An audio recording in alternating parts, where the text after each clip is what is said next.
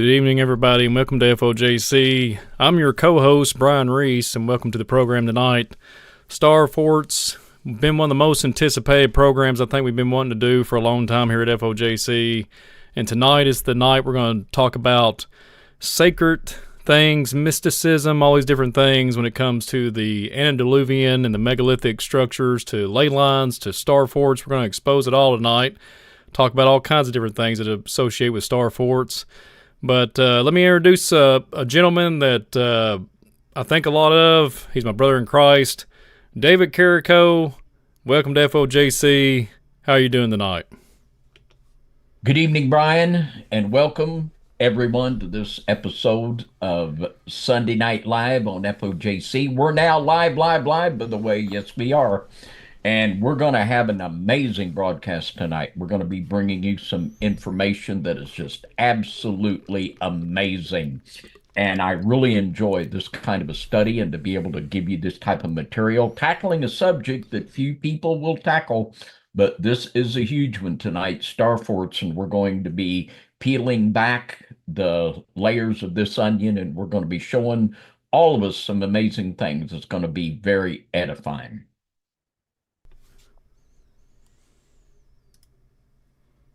I agree, David. Yeah, forgive me, David. I had a little tech issue, but yeah, I agree, David. This is going to be, like I said, we've been anticipating this for a long time. Star forts, a lot of people don't know about them.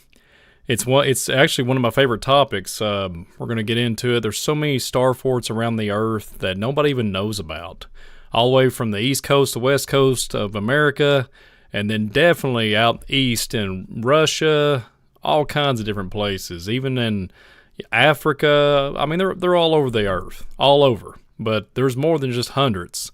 There's thousands of star forts, and I think that's just, it's very compelling. Where's this stuff come from, and why and here's the question we're going to ask tonight, and I'm going to ask it for the audience. Why do they keep refortifying them? Why do they keep using them? Or if they don't use them, they're either in ruins or they've been rebuilt. And we're going to answer some of those questions here this evening. But, Brother David, it's definitely going to be one tonight for sure. All right. Well, I say let's get to it. Let's have a Sunday Night Live Star Forts broadcast. Brian, kick us off. All right, everybody. So when I think of star forts and I think about all the ancient megalithic structures, these different things like ley lines and whatnot. But let's set the tone a little bit. Let's think about what do we know that's coming out on the news right now with like tunnel systems, all kinds of different things going on, right?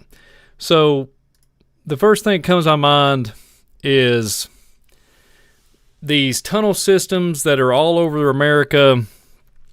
A lot of military applications. There's a lot of things coming out in the UFO community, ufologists are talking about.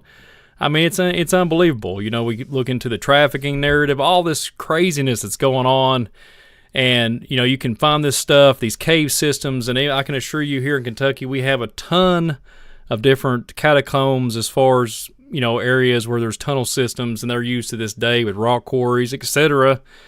And what I was going to bring up and show here, we have this connection, as above, so below kind of nonsense, right? So when we have this as above, so below, so there's stuff above. And what, we're here to look at star forts, right? So check this out. I have on the screen here, one moment. And so what we have here, we have the United States of America. And I'm going to do my little algorithm here. It has all the East Coast is inundated with star forts. All the East Coast, as you can see.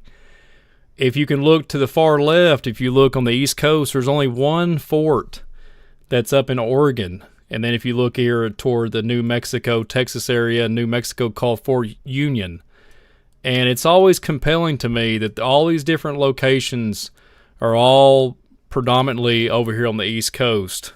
And definitely we're going to be talking about this location over here later on the broadcast. But as you can see, I have a highlighted area here. So this highlighted area, we talked about a little bit last night on the Midnight Ride. We talked about the Druids. So I figured it was, did a little shameless plug during the NAC TV program last night. And I figured I would go ahead and show it during this program. So when you go to Druid Hills, I couldn't believe there's a Druid Hills in Kentucky, but I want to really focus on the focal point of this Fort Duffield. One thing I haven't been able to do is go to Fort Duffield. I have an opportunity to go yet, but I want to point something out. It's a historical site. It's actually a park. I think they are still open in this time of the season, but as you can see on the screen, it looks to be older. It looks to be younger, but these impressions that are, you'll see how they're kind of. It kind of makes like a star, but it's kind of hard to make out because of all the tree systems and stuff. But you can see the wall around where it used to be Fort Duffield. So I want to point something out. I've talked about this in the past about how star forts might have a connection to giants or Nephilim, right? So you can see a city looking upon it. There's a high elevation point for military usage, right? So you could look down, you could see the city. But what was so compelling, and I was going to bring it up on the ride last night, but we just ran out of time. But when you zoom out and you look, and I'm always looking for structures, etc. It's one of my favorite things to do is to look on Google Earth imagery and think, and check out stuff that's tied to different things. There's a problem with the thing on the mileage. It won't come up with the miles, but I can assure you from this point, the yellow line to Fort Duffield, it is 23 miles. And that's not too far for the Druid Hills, I thought, and we're going to look at Druid Hills so you can look at, it's not too far from the water source, right? So you go to Indiana and you're literally going across here. And Brian, too, I bet a lot of our listeners don't even know what a star fort is because this is such a little talked about topic. But basically, when we say star fort, it's a military fort shaped like a star. Now, the real compelling thing, there are thousands of these, and Brian will be showing you these on Google Earth. And not only are there thousands of star forts still in existence, there are thousands of star forts that no longer exist that go back into remote antiquity. And we're going to be showing you some of those and even the ruins of them. And you can see on Google Earth where these old forts were. So that's what we're talking about tonight, the why. And why are they shaped like stars? And why have there been so many of them? And these are some of the things that we're going to be looking for some answers for tonight. Absolutely, David. And thanks for pointing that out too. Because I'm gonna build up to that. So this, we have all these megalithic structures and these ley lines, and I'll show the ley lines here in a second too, on the screen here.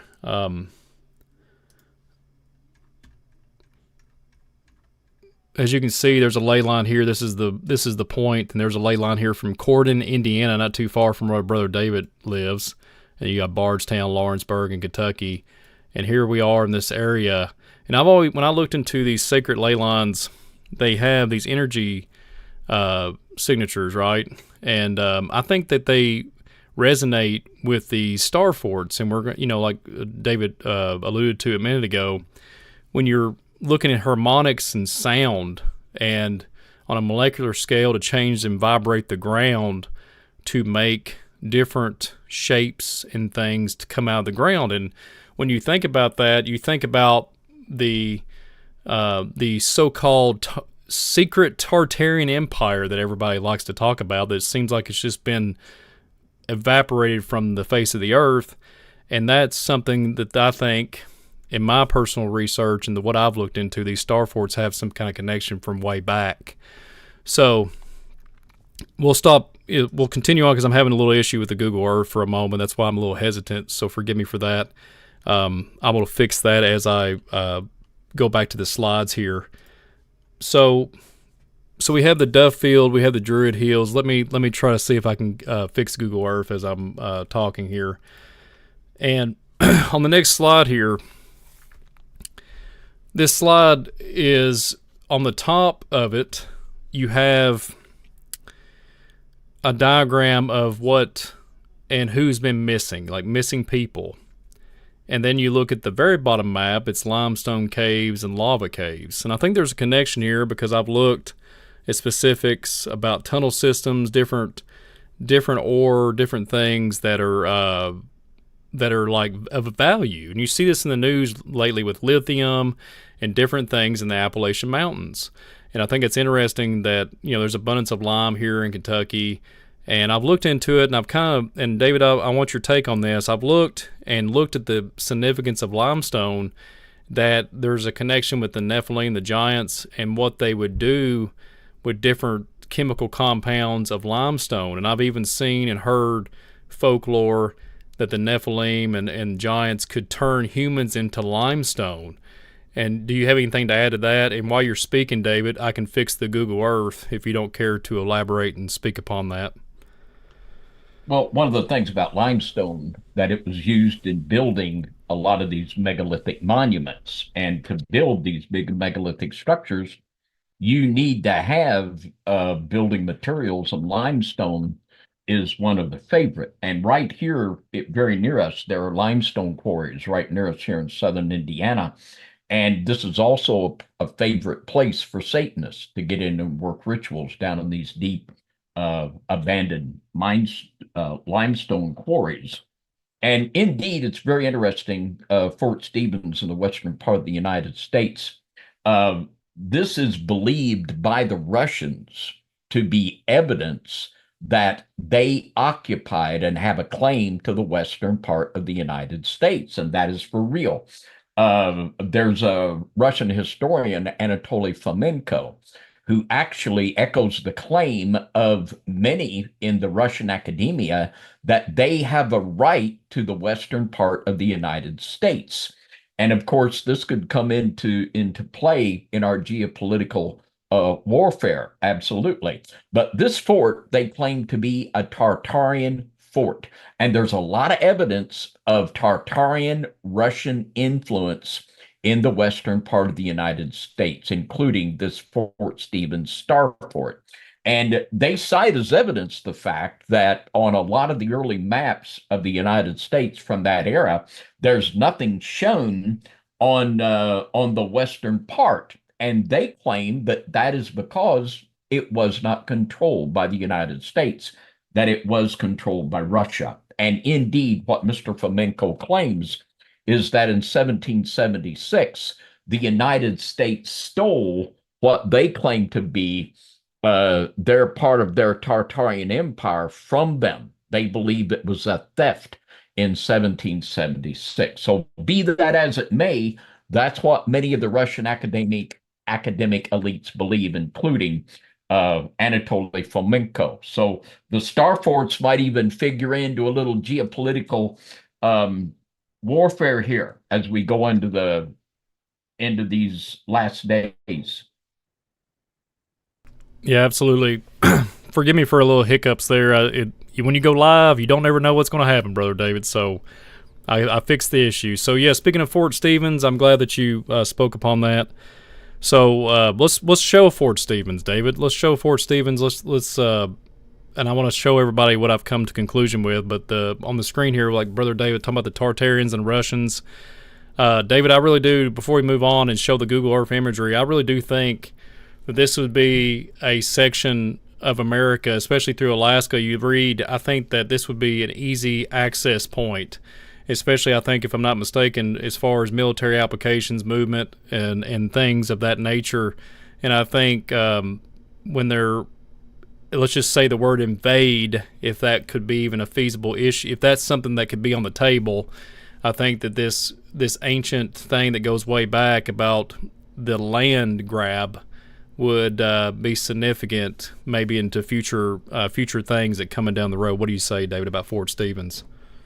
Well, absolutely. And these were placed at military prime points for the defense of different locations. And they're strategic militarily. And the things that were strategic in the past, they still are. Basic locations.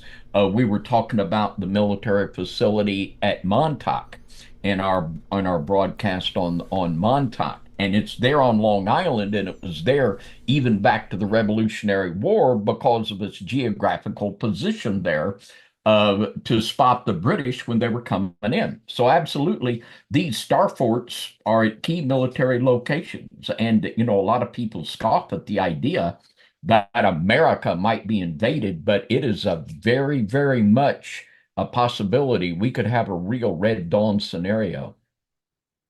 I agree, David. Let's show the audience the Google Earth imagery here. Um, let's see here. All right, David. So the Fort Stevens, let's look. It's right on the edge of the ocean, and when you think about what David's speaking about here, it's pretty baffling, really. And I want to zoom in and look at it and get an aerial view of it. It's very if you do, even they even build golf courses around these locations. I mean, it's pretty astounding, really. I mean, when you look at all these locations, I want to point out too that these forts they either have for tourist attractions or something to that level. But then, in some cases, which we'll look at here in a little bit, some of these forts are still used today for military applications, but some of them are just for historical sites and parks and recreational, narrative and whatnot. But as you can see, this fort is pretty significant. It looks like, can you see it, Brother David, on the screen there, brother? Yeah. Mm-hmm. It just looks, the way it looks to me, Brother David, and even when you look at all the historical stance, they say earthworks. And I want to bring this up, but here's something I've looked into, especially when we spoke about the Tartarian Empire. I've heard, Brother John Pounders, and you've had now you see TV programs on the Midnight Ride, and I've even talked to John personally too. We both kind of looked, I've talked to you about it. There's issues with time on certain things and the way things are dated. Seems like there's some historical issues sometimes when it comes to dating these things. And I've looked at some of these documents are very significant. They'll say, well, we built this fort, and they'll say it's established and it's been found in 1375.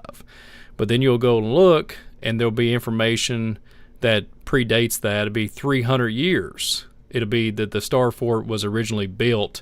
And basically, when it comes down to it, you look at it and you think, okay, so they have the 300-year mark, but then somebody just come by and just establish and put a flag up and say, this is mine, right? Or they'll refortify a wall or whatnot. And I think this is what, speaking of the Tartarian connection, I think Fort Stevens is one of those ones to keep an eye out as far as where we're at, as far as historical stance. And what do you say about that, David, when it comes to that? Because I think the water where it's on the river, where it's so close on both sides, you have all these different things, these applications, and it reminds me of literally, Indian mounds. And they had to come up with the information somewhere, some shape or form. You can look online about star forts, where it originate. Certain things just does not make sense. They take claims, and then you'll look back years and years and years and thousands of years ago, and there's claims that that's when the original Star Fort was built. What do you say about that, David? Well, and see, Brian, if you can you bring up Fort St. Elmo in the Star Fort at Fort St. Elmo? And a lot of the Star Forts in Europe, Palmanova in Italy, Fort Butrang in the Netherlands, and Fort St. Elmo. We'll show you a picture of that. Brian can find that. But a lot of these go back to the Knights Templar and the Knights Malta. They built these star forts in Europe. Now, a lot of people, myself included, believe that when the Knights Templar were digging under Jerusalem, that they were not just looking for the Ark of the Covenant, but that they found antediluvian knowledge, that there was buried there the secrets that were transmitted. This is like in the Emerald Tablets and the different traditions that we have of how knowledge was passed from the antediluvian world to the post-flood world. And the Templars could do things no one else could do. And they were the builders. And of course, they were the foundation of Freemasonry, who are called the builders. And there's things that they did in building these Gothic cathedrals that when they would come down from the ceiling and do the intricate designs, the angles and the way they did it, it still seems impossible to modern builders. They had knowledge of building and construction that were the secrets of these megalithic structures before the flood that we all see and marvel at. And I believe that Star Forts is one of those because the Knights Templar and the Knights Malta, they would build these Star Forts. Now, what Brian and I believe this is why, like we said before, not only are there thousands of Star Forts that we're going to show you on a map, but this is an example of a Knights of Malta Star Fort that is built here in St. Elmo. And there's not just a few of these. You can look at Palanova, Fort Butrang. They're just absolutely amazing. And this thing, you talk about a fortress, this thing is a rock and it's huge. And this is just one of the examples of the Knights of Malta star forts. And I believe that this was built with fallen angel knowledge. And not that the basic construction here is so mystical, but why the number 5 and why put these where they put them. And I think this has a lot to do with ley lines, with earth energy, that these were placed at specific places because of the things as above, so below. And we're going to be answering that question, why the number 5?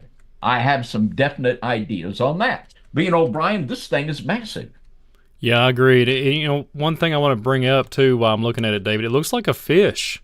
You got your fish imagery. You got it almost, and if you look at the base, like I really want people, I want to emphasize this and really put a lot of emphasis in this. When you look at these, and right there, look at these cars here to give you, there's a car, yeah. Whoa, to give you a perspective on the side. This is a big mover here.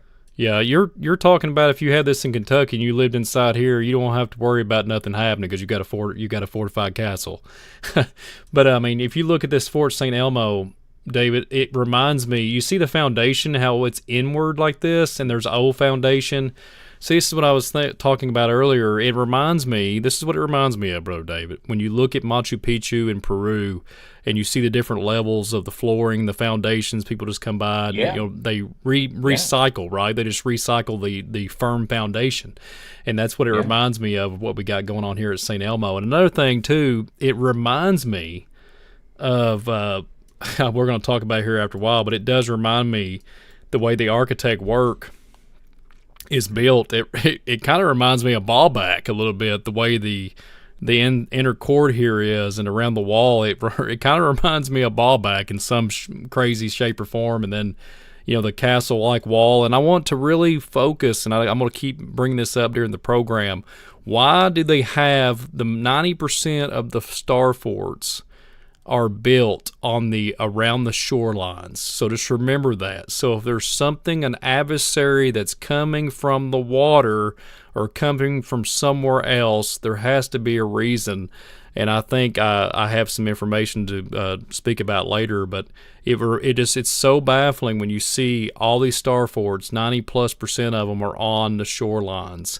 And I get it for military tactics, but then we're going to look at something later where there's a star fort way more inland, and it's very it's very profound because a lot of people don't know about it. It's a well-known site. But yeah, David, this site right here, St.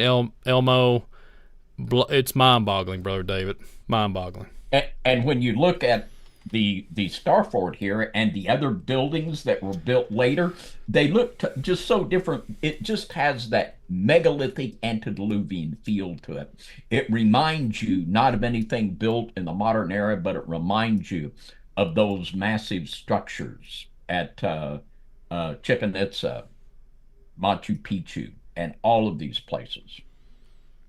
Yeah, and I was going to take everybody down, but there's no blue circle indicator. Of course, there's not. So you can't actually go down and do a first-person view of the site here. So there's St. Elmo. And David, wow, one to just to blow it out of the park here. But yeah, that one's it has a lot of interesting things to dissect. And I will tell you this too, Brother David.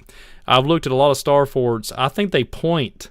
If you look, sometimes they're pointing at things, and I've never I've really not studied out Fort St. Elmo, but I wonder if this particular star fort is pointing at a megalithic structure or another. From what I've looked at and gathered, they're pointing at different star forts. It's almost like they're aligned with the constellations or something, David. I mean, there's something about it with the energy level on that scale, Brother David. Yeah.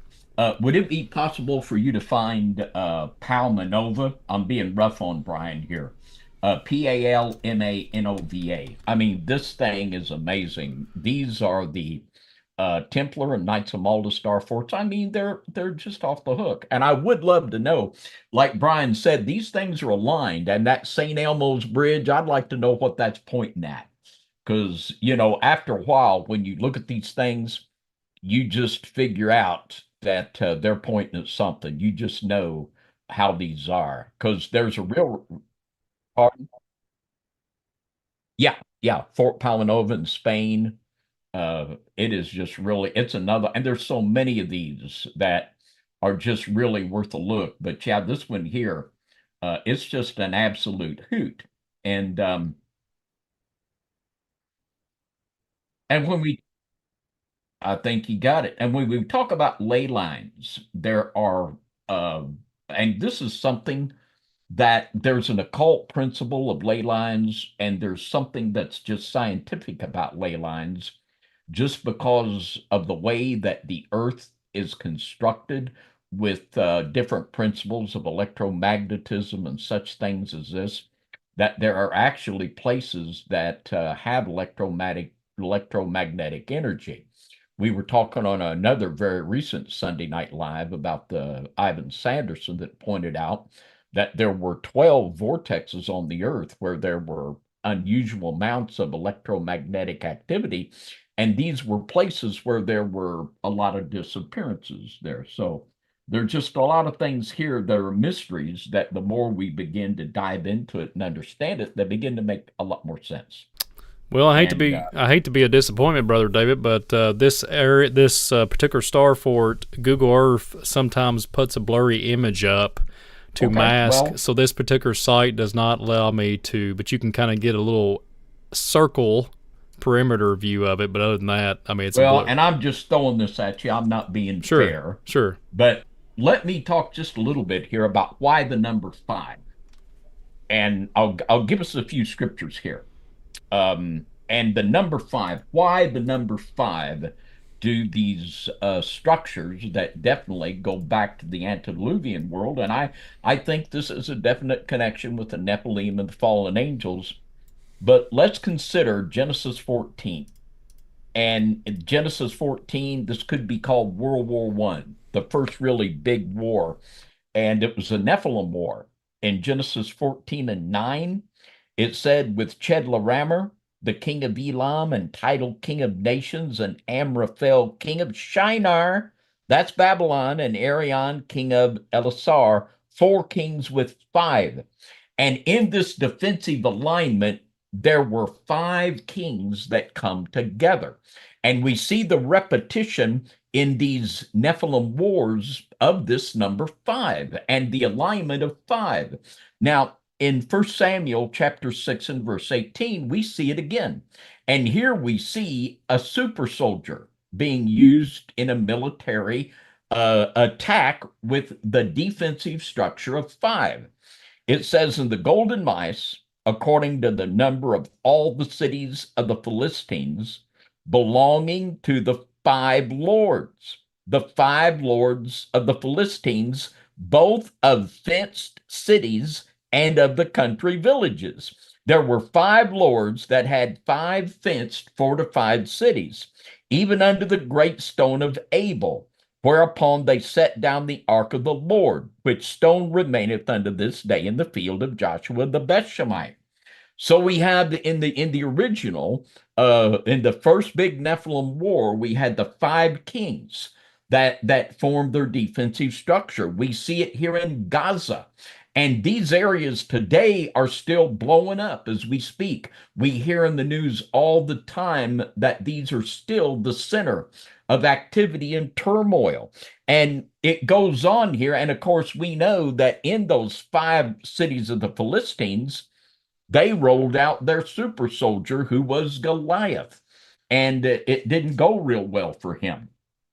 But there's something here that's really amazing in Daniel 11:38. And we're going to be playing a clip from a Now You See TV video on Starforts before the broadcast is over. But in Daniel 11:38, it says, "But in his estate," speaking of the willful king of Daniel 11, "he shall honor the God of forces, a God whom his fathers knew not, shall he honor with gold and silver and with precious stones and pleasant things." Now, I have here the Theological Dictionary of the Old Testament, and I want to look a little bit at that word forces. And in other studies, we have definitely connected that in the second heaven with the planet Mars. That's another entire study. But it's very interesting. And what I believe and what we're going to be laying out for you is that this has a lot to do with vibrations. It has to do with where these are positioned on the earth to maximize earth energy. And actually, what I believe this is, it is opening doors and portals from spirits in the second heaven. Now, this word forces, and this is from the Theological Dictionary of the Old Testament. The etymology of that word means the entreaty to that he hasten and come quickly. Literally, an invocation to this fallen angel that he would come unto this place, that there is prepared. Now, that word in the Hebrew, it says here, it refers to a citadel or a fortress. It is literally the God of forces. It has a dual meaning. And in the English, it is translated in the King James forces. And there are many uses of this word, like the Lord being our fortress and our deliverer. It speaks of energy released to accomplish something, the God of forces. And it also means a citadel or a fort. And in Daniel 11, it is speaking most definitely of a fort that is not a good one. And herein, and it's got a multi-page article on this word, and it actually says in here that that word was used. It says here that Mayaz was associated with the sanctuary and interpreted the entire bulwark as a version of the fortified Canaanite temple. Literally, we're talking about the God of the ancient fortified Canaanite temples. Then literally, there is an energy being released. And in the actual etymology of this word, there is actually a summoning of this entity from the second heaven. Now, we're going to be picking up the whole concept of vibrations, and I guess I could just speak to that right now to get this concept on the table of why vibrations are involved. And literally, that's what we have from these star forts. They're placed where they are geographically to maximize earth energy and to transmit. Literally, they are a summoning center for fallen powers. Now, I want to read in Deuteronomy chapter 2 and verse 20. And we were talking about this, Brian and I, on our very last Midnight Ride, I believe. We were talking about them Zooming, I think, just last night. Now, Deuteronomy chapter 2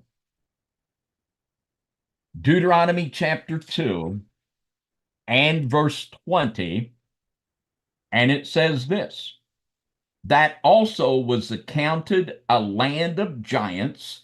Giants dwelt therein in old time, and the Ammonites called them Zamzummim. Now, let's just look at what that word means. And we were talking about that last night.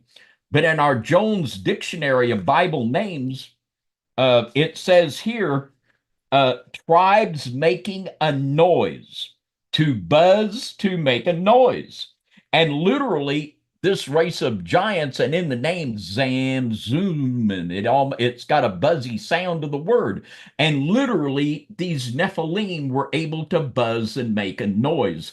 And I believe that this is just like an ET phone home type thing.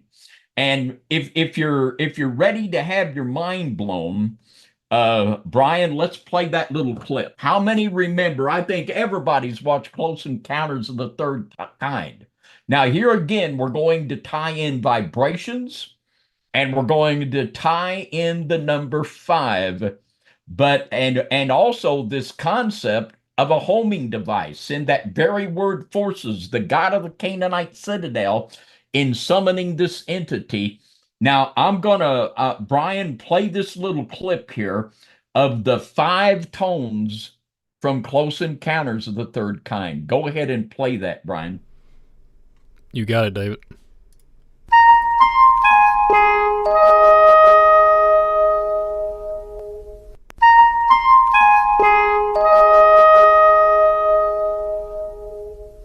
All right, and Brian is going to pull that up for us here in just a minute. It was already playing the sound in the background. Yeah. I'm sorry. It was playing. Everybody heard it. So if you can hear that, the Close Encounters, and it kind of brings back some memories, like Brother David was talking about.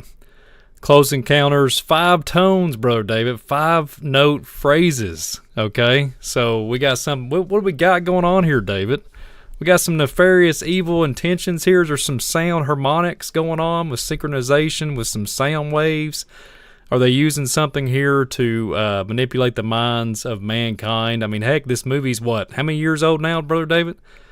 Yeah, and it makes me want to go back and watch it to see. What was that shaped like a star fort where they were making contact there? I'd like to know. I didn't even think about that at the time. But here we have all of these concepts coming together. Vibrations, the 5-pointed star fort, the 5 tones, the 5 Philistine cities, the 5 Nephilim kings. The number 5 is significant. And of course, it goes into the pentagram, which is the star of Lucifer. And one more thing here. Of course, we got a lot more things.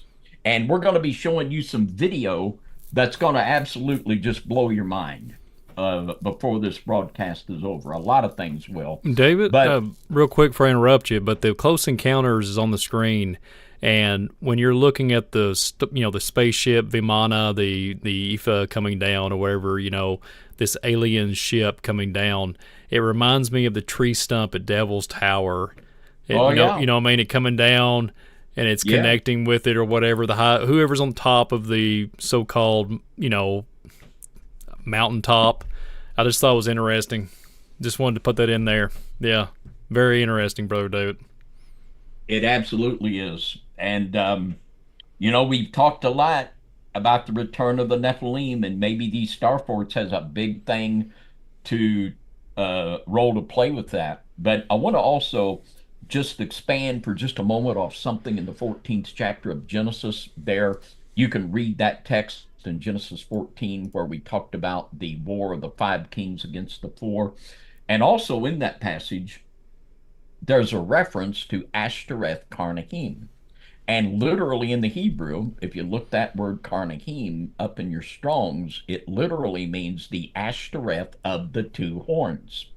And the Nephilim were goddess worshipers, and they were Luciferians, and they worshiped the planet Venus as Lucifer.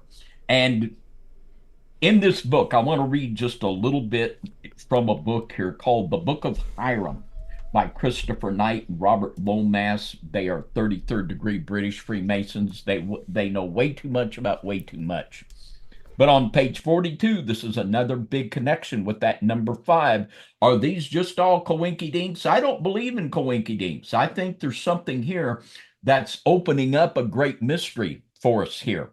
It says here on page 42, against the background of the zodiac, Venus completes a 5-pointed star shape every 8 years and returns to its precise starting point after 40 years. So every 40 years, it creates, there's five times in an 8-year cycle, Venus, if you would trace it, the way it moves in the heavens, it creates a 5-pointed star on a star chart every 8 years. And 5 of those cycles, by the time 5 cycles of 8 years, 40 years are completed, it goes right back to where it began and starts over. This number 5, as above, so below.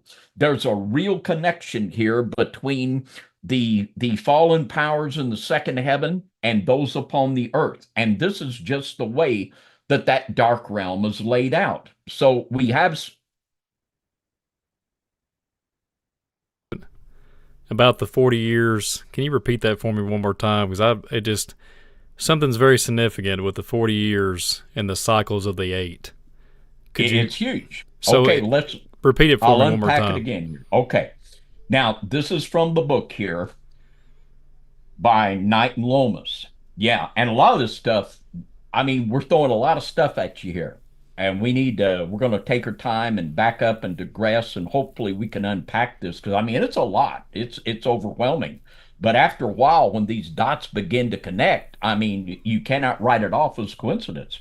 But it says this: against the background of the zodiac, Venus completes a 5-pointed star shape every 8 years. So every 8 years, if you would be someone that is mapping the heavens, and they did this in ancient times, they knew more about things then than a lot of them do now. But if you would map Venus every 8 years on your star chart, it would draw a 5-pointed star. There's a number 5. Then, against the background of the zodiac, Venus completes a 5-pointed star shape every 8 years and returns to its precise starting place after 40 years. So in 8 years, it draws a 5-pointed star. Then in 5 of those cycles, it comes right back to the same starting place. And of course, that number 40 is huge. We could talk about that number 40 biblically a whole lot. So this is just an amazing correlation of all of these 5s. So Ashtoreth Carnahan, the 5 kings, the 5 lords of the Philistines, the god of forces, this Canaanite citadel. This begins to draw a picture of literally, and we've got the 5 tones of close encounters. These are places that were used all the way back into the antediluvian world to harness energy and to make contact with fallen entities. Wow. Well, and you brought up the 40 years too, and we've talked about that in several programs. I think we may have alluded to that during the Montauk Project program we just did recently too, Brother Dave. That 40-year gap between the Philadelphia, you kind of get where I'm Montauk to the Philadelphia experiment. There's like a 40-year gap, and we had this 40-year gap connection. You know, we talked about Thoth. I mean, come on, Thoth would the star, right? It looks like the star of Rephaim, and he goes around and he would control the minds of the people with the star of Rephaim. You can go look that up. It looks just like what's on Israel's flag. I mean, you can't make it up. That's what Thoth was all about. He would display that to the societies. And wow, David. And then real quick, the encounter ring, the little jingle. It reminds me, if I remember correctly, when I was very young, I remember hearing doorbells like that, Brother David, that was in homes. They had the same 5 tone, and then I'm kind of getting a little a little too odd. We might have had too many encounters, when you go into the older people's houses back in the day. I mean, I'm talking about way back. And you would do. I mean, I can't imagine, right? Would they put that in the public? I mean, to put that, that type of ringtone, would they do something like that? Absolutely they would, Well, and we're talking about gates and portals, and when someone rings your doorbell, it plays the fine tones. What do we really have here? I don't know, but it's I don't think I want one. No, I don't either. Now, Brian is going to go ahead. He's going to blow your mind a little more. And before we're done, we're gonna scramble it like an egg, and we're going to show you some video that just absolutely it's going to connect the vibrations that we talked about in the Zamzuman, and it's going to connect the vibrations with the number 5 and the star forts and the portals in a way that it just floors me. But Brian, you go ahead. Go ahead. We're just getting warmed up here. Yes, sir. And thank you all for attending with us. And hit the like button, hit that share button out. Sorry for the few little tech issues, but we are back, and we're going to get back on the saddle here on my end. So thank you, David, so much. Well, man, the 40 years, man, I will not get that out of my head. And especially a lot of people's giving me flack right now for the encounters. Listen, I have not watched that movie in a long time, and yes, I feel foolish in what I spoke about. That is the Devil's Tower. Well, at least I acknowledged it, even though after I started, it's like, hey, I'd love to watch the chat. Yes, it is the Devil's Tower, but they had to put that in there, right? Is it a tree trunk? That's for a whole nother program. But let's get into it. So, did you all know the Statue of Liberty? Let's get on back onto the Star Forts. The Statue of Liberty. Did you guys know that it is a star fort? When I was a kid and when I was in the academia world, nobody ever told me. Nobody specified nothing. You basically worship the Statue of Liberty. That's it. You don't know any kind of architect work or anything like that. I don't know what it is, right? That's what you would say. I'd be like, that's just something we have to study. But sure enough, lo and behold, let me show you guys the Star Fort. And wow, it's unbelievable. It's unbelievable. So check this out.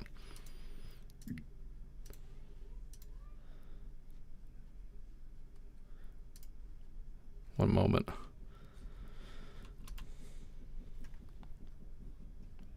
Well, the powers that be tonight are working against me on this, but that's okay. And techno devils are being fasted but that's okay. Father, in Jesus' name. That's okay. Powers of the air. That's okay. I like a little challenge. So, but yeah. So let's see here. Let's go to the Star Fort and the Statue of Liberty. Let's check this out and get a little visual for everybody in the audience. If you've not seen this, it's baffling. I mean, it's unbelievable where we're at. I've got to pull it back up. My program keeps crashing on me. But that's okay. Let's just do it by manual. So, as the wheel turns here. Yeah, so anyways, the Statue of Liberty. Where are we at here? Okay. Here we go. Well, it's not working. Here we go. Sorry about the hiccup, guys. It's not something I'm used to. It's just I'm having a little bit of issues with the tech tonight. So anyways, the Fort Wood is specifically called Fort Wood. The algorithm, it actually, like Brother David was talking about earlier, there's thousands of star forts that's not even existing anymore. There are no foundations, no nothing.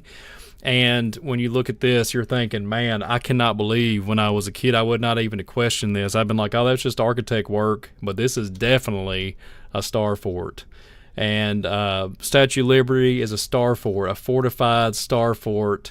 And, you know, when you look at it, even the base I'm talking about down here, I want to really focus on the architect work because there's a certain place when we're here in America. We've been a couple places, but we're going to go out of the America here in a little bit, and I'm going to show you something very similar with the architect work. And don't let, as people, they would not see this as the foundation of a fort, so they would just focus on this. But this whole thing, even though it's a foundation, there's a specific place that's well known that deals with different types of Nimrod characters and, phallic and obelisks and all that. But Brother David, what do you think about Fort Wood? And I can't believe they call it Fort Wood. What do you think about the Statue of Liberty here, Brother David? Well, it's undeniably a star fort. And like I say, you never think about this. Always the focus is on that idol lady there, the goddess that is not a goddess in the minds of America. And also, you can see in that other place, it reminds me of the Vatican.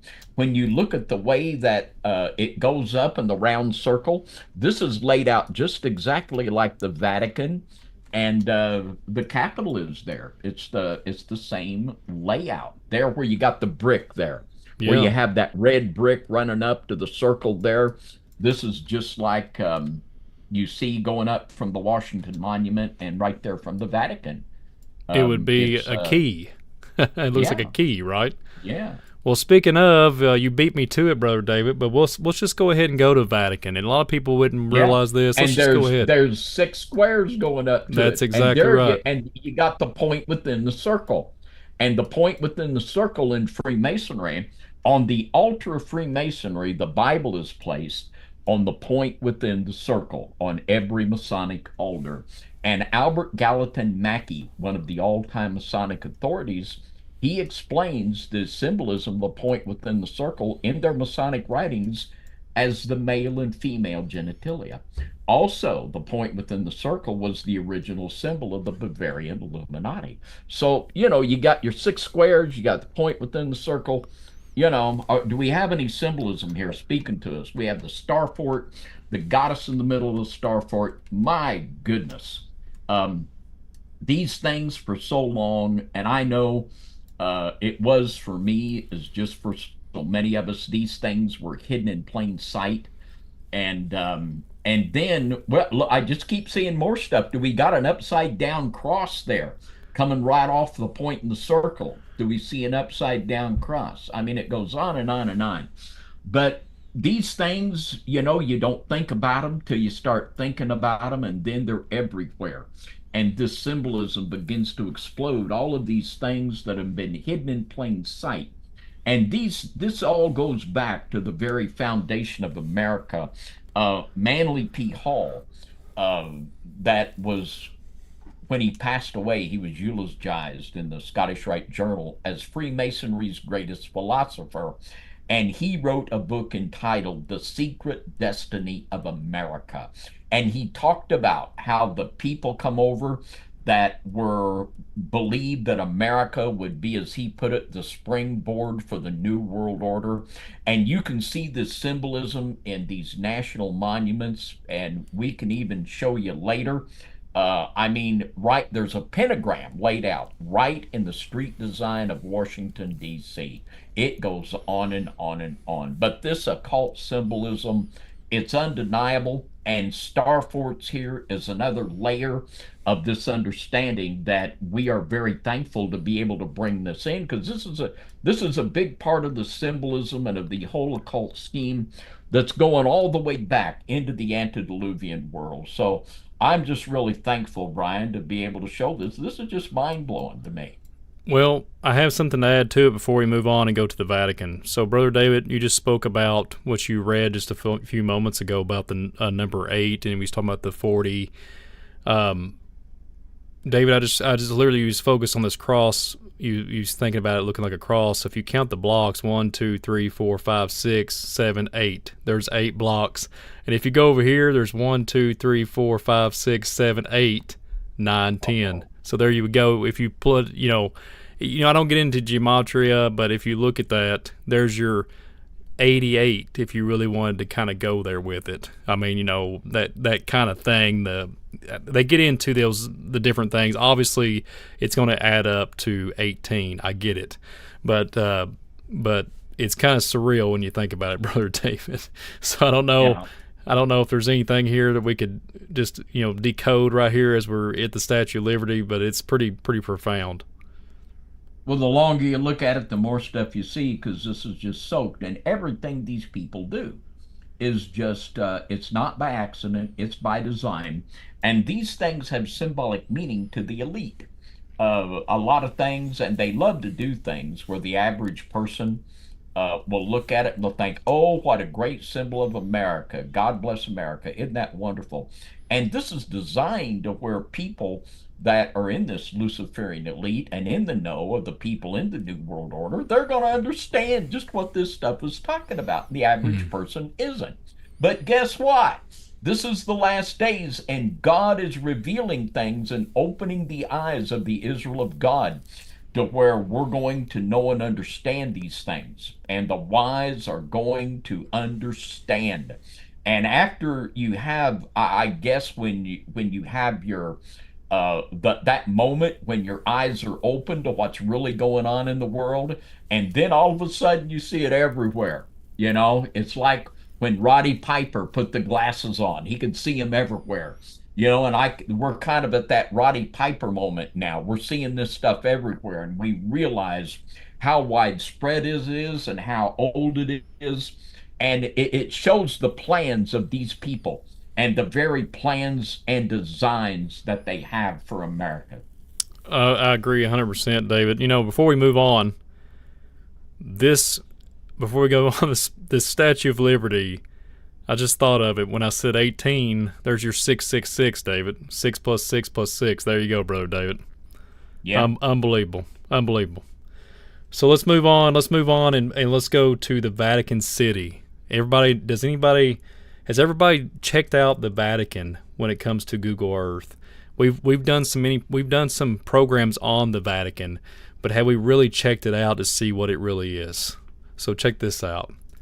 So I love this. This is the best setup as far as the algorithm. It actually outlines the whole section here. So when David was talking about the obelisk and the key, when we talked about Vatican earlier, when we was looking at the Starfoot over there, the Fort Wood, look at the yellow line all around. This is the Vatican. And when you look, you can see the walls. It looks just like St. Elmo. The walls. Look at for a perspective stance when you see the cars, and look at the fortification. It's a fortified star fort. It's unbelievable. I mean, here we are sitting on an ancient place where a man in a white robe runs around and says that he's the victor of Christ. I don't want to get on that too much, but that's what he says, and said that Christ died for nothing. That's what he said. I'm not making that up. And then also we have this connection with the obelisk, connection to, we have America with the obelisk, in Washington. So we have these different things, these connections, these correlations that are pretty astounding. So what's so weird about this, David? When you zoom, we've talked about this snakehead, the auditorium, in some of our programs. So the yellow wall, see how they've done it? They've built around the star fort and kind of butted in, kind of stuck it into like wall inside of the star fort, because you can see it kind of goes around. But here's the snakehead where the Pope does his little, sermons on his wicked throne. I hate to say it, but that's the truth. But a lot of people do not know and realize this is a star fort. So I'm going to give a little bit more perspective. You can actually see it from an aerial view a little bit better. The pointing sections and stuff. It is a star fort. And then, we have this. It sure is, isn't it? Isn't that amazing? Yeah. It's unbelievable. I mean, and if you wanted to say there's an upside down cross right here, I mean, there's really nothing else to say about it. I mean, obviously it's upside down, but if you look at it like this, there's your cross, and then there's the obelisk there, and there's the courtyard, and here you go. There's the keyhole, right? It's pretty. You've got that pathway leading up the circle, just like the Statue of Liberty. Mm-hmm. Agreed. Just like at the U.S. Capitol. Agreed. And I guess. And if you would just put side by side a picture of the Vatican and the U.S. Capitol, they're identical. They're identical. Absolutely. Just take a look and see. They're identical. And that's not a coincidence. Not a coincidence. Yeah, there's a star fort not too far down the road. It's literally in walking distance, and I thought it looked very interesting. I think it's called Castel San Diego. I think that's how you say the fort. It's pretty wild, David. It's kind of just leads up to the Vatican. It's just down the street, literally. I've never really looked into this one, but it's pretty. The architect work it's ancient. I mean, you can tell it looks like Rome. It looks like all kinds of stuff. I mean, this thing's a mixed bag of everything. So you can see the foundations. So a lot of these forts, you can go look it up, and especially Fort Duffield is one of them. I spoke about it earlier, but I had some tech issues. The Fort Duffield refers to it as it being reconstruction. It was destroyed. It was like reconstructed. So I think if you look at it like this is probably the same thing. But you probably either, if you can't find any documentation, but you can, like I alluded to earlier with the Machu Picchu, it reminds me of, they're just reusing the solid foundation. But these walls on the outside, I couldn't tell you if this Star Fort is older than the Vatican, but I can say if they put so much emphasis to keep this thing in pristine shape and keep it to look into this standard, that it's this much work and effort, they know the significance of this Vatican City and the Star Fort, and what leads down underneath it. Their tunnel systems of their ancient library that's expanded upon 80 miles or something, and then back in the day it was like 200 something miles. If there's Great Fire, all these, they can tell you whatever, but according to what they say, there's scrolls and different things that man hasn't even laid their eyes on in this facility, and it makes you wonder. With so much real estate here, and you can see it even though this is a 3D rendering on Google Earth, you can see the trees and the courtyards and all these different things that they have billions of dollars probably I think don't they even have their own military, Brother David? Don't they have their own military? So come on, they absolutely do. And there have been rumors, and several people have testified in that Star Fort that is right up there from the Vatican as satanic rituals being held there, and of a lot of really bad stuff going on in that place. And absolutely, it is. There's so much stuff here above ground and under the ground. Right there in the Vatican parking lot, underneath that is the old torture chamber of the Inquisition, with all of the torture implements still intact, right there where the people park their cars to come up to be a tourist. It's all there. And there is so much. This is just mind-blowing when you get the big picture here and you begin to appreciate that this is a star fort. It's built on complexes of star fort. And we talk about the return of the fallen angels. Well, when the fallen angels return, I think probably their favorite landing place would be right there in the Vatican. And we've talked so much about the statements that they've made about when the aliens show up, they're going to baptize aliens. And this could make even more sense of an ancient plan to actual summon and control these entities. And they indeed have said that they're at Mount Graham and their Lucifer telescope, that they are actually trying to make contact with entities. And I believe they already have. And they're talking about baptizing aliens. This is all public knowledge. So the absolute, and I believe in the hierarchy that there is a knowing and willful attempt, and I believe already a cooperation between these people and fallen powers. I think it's already going on. And that's what I was talking about earlier too, David. I think because I've read some things in Delaware where there's these giants that come out of the Allegheny River. I've heard literally they look like reptiles, like giant reptilian-like creatures. Then there's giant humanoid looking like your, just brute-like giant like Goliath. And they come down the east side and went down into the Kentucky stance, and there was a bloodbath, right? But I can't get that out of my head about the giants coming out of the water. I've looked at Niagara Falls. I've looked at all kinds of different things when it comes to water. And I keep rattling all this in my mind. I remember very specifically, it was in 2021, if I'm not mistaken. I think it was in March or maybe October. I know it's a broad span of time in difference, but I know it's that year. I'm pretty sure it's March. I remember specifically that they talked, there was these scientists and all these military applications. The people of the world was coming together and looking at these ancient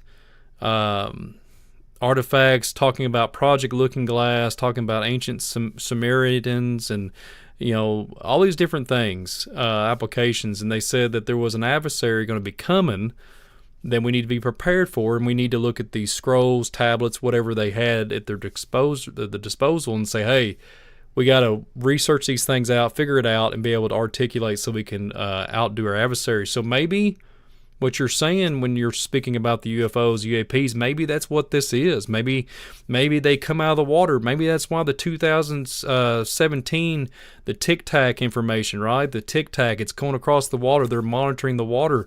I mean, David, what is it? How many percentage, besides James Cameron, the movie director, James Cameron's probably been around deeper in the water than anybody as far as the ocean. I think a lot of it is all speculation, but I mean, we haven't even surveyed it's just a little few percentage of the ocean, just of what we know. So, these star forts are compelling to me because I look at it and I'm thinking about the structure, thinking about the landmass, about where they're at, and then you got to think about earthquakes, earth shifting, cataclysms, and that's why I'm contemplating the idea when I alluded to earlier at the beginning of the program, 300-year gap, 500-year gap, and they'll say established. They'll like scribble on the granite, like, hey, here's the rock, here's whatever it is, and we'll say we founded this area, or we established this star fort, or they'll say, well, that's where the old star fort, we moved it over just about 20 feet. I have read that too in certain ones, and we just refortified it and rebuilt it, right, or whatever. So I'm wondering if these star forts, some of the information has been either manipulated, and there's things here that are even related to the word Great Reset, right? Mud floods. Why are they still intact? And some of them, like I said earlier, why are they still housed basically or have military applications? Because I think that they're waiting for something to come out of the water. That's just my speculation. What do you say, David? Because the Atlanteans. Well, if you remember, just in our Montauk broadcast, one of the most recent ones we've done, we were talking about, it's a verified fact that the Navy has stretched huge antennas and they laid them at the bottom of the ocean to track underground signals. And they claim to have tracked signals emitting from a part of the ocean 26,000 feet deep. So there's so much, the Bible has so much to talk about. In Jonah chapter 2, it talks about the bars or the gates of the deep. There's so much about the abyss, the tomb in Genesis 2, the underwater recesses. In the flood of Noah, the fountains of the great deep were broken up. There's pits and there's underground. There are literally, biblically, there are gates into the heart of the earth there at the bottom of the ocean. There are places that the Bible talks about, the abyss, the abyssos, the bottomless pit, Sheol. These places are real because the Bible says they're real, and they are there in the heart of this good old flat earth. Yes, they are. So absolutely, the ocean has so many mysteries. There's so much about underwater UFOs and all of these things. It's a big part of it, and this would make sense why that these star forts are, so many of them are located very close to water sources. Yeah, and I think it goes back to ancient days. Even the Neolithic period. There's all these different things. The Aedean, even the Native Americans, not too far back. I mean, all these Indian mounds are right beside bodies of water every time. And then they you look back and there's Georgia accounts, there's different accounts of these giants coming and taking their women and children. They're like giant Indians. And it makes you wonder, where are they coming from? Because I've read some reports where they'll just magically disappear. The tribes that go after them, and then all of a sudden they're just poof, they're gone. So There Yeah. must be something to it, David. It has to be. It has to go back to the vapor canopy we spoke about with the misread record that you reported on. It has to be something to that level. There has to be some type of vapor canopy concept. There has to be something with it. Has to be that we're missing. Has to be. Yeah, all of these things are connected. They all are. And do you have any kind of a visual, Brian, is going to work to show a relationship between ley lines and the star forts? And is any of that going to work for us tonight? I do have some slides that are working, and like I said, I apologize earlier for the mishap.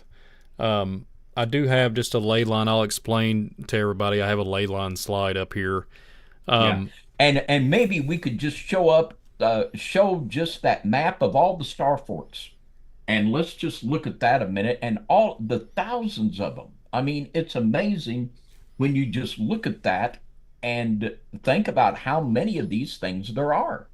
It's unbelievable. And then to be able to see that there's correlations between this and ley lines and energy sources. Now, there we got our ley lines.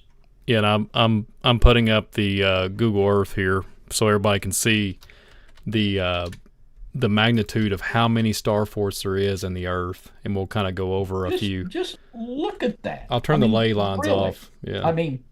I mean, just look at that. And to think about all of these star forts, and then there's probably this many more that used to exist that don't, that can be proven they exist through Google Earth imagery and the runs. And I mean, look at that. And then we're going to take that and Brian is going to lace over that the ley lines to show we got correlations between ley lines and earth energy and these star forts.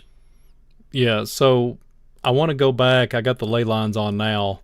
So I want to go and focus on a particular place. This one is called Fort Ward. So we'll go to Fort Ward, and if I can get it to establish connection here. But let me just pull it in. I'll do it the other way. One moment.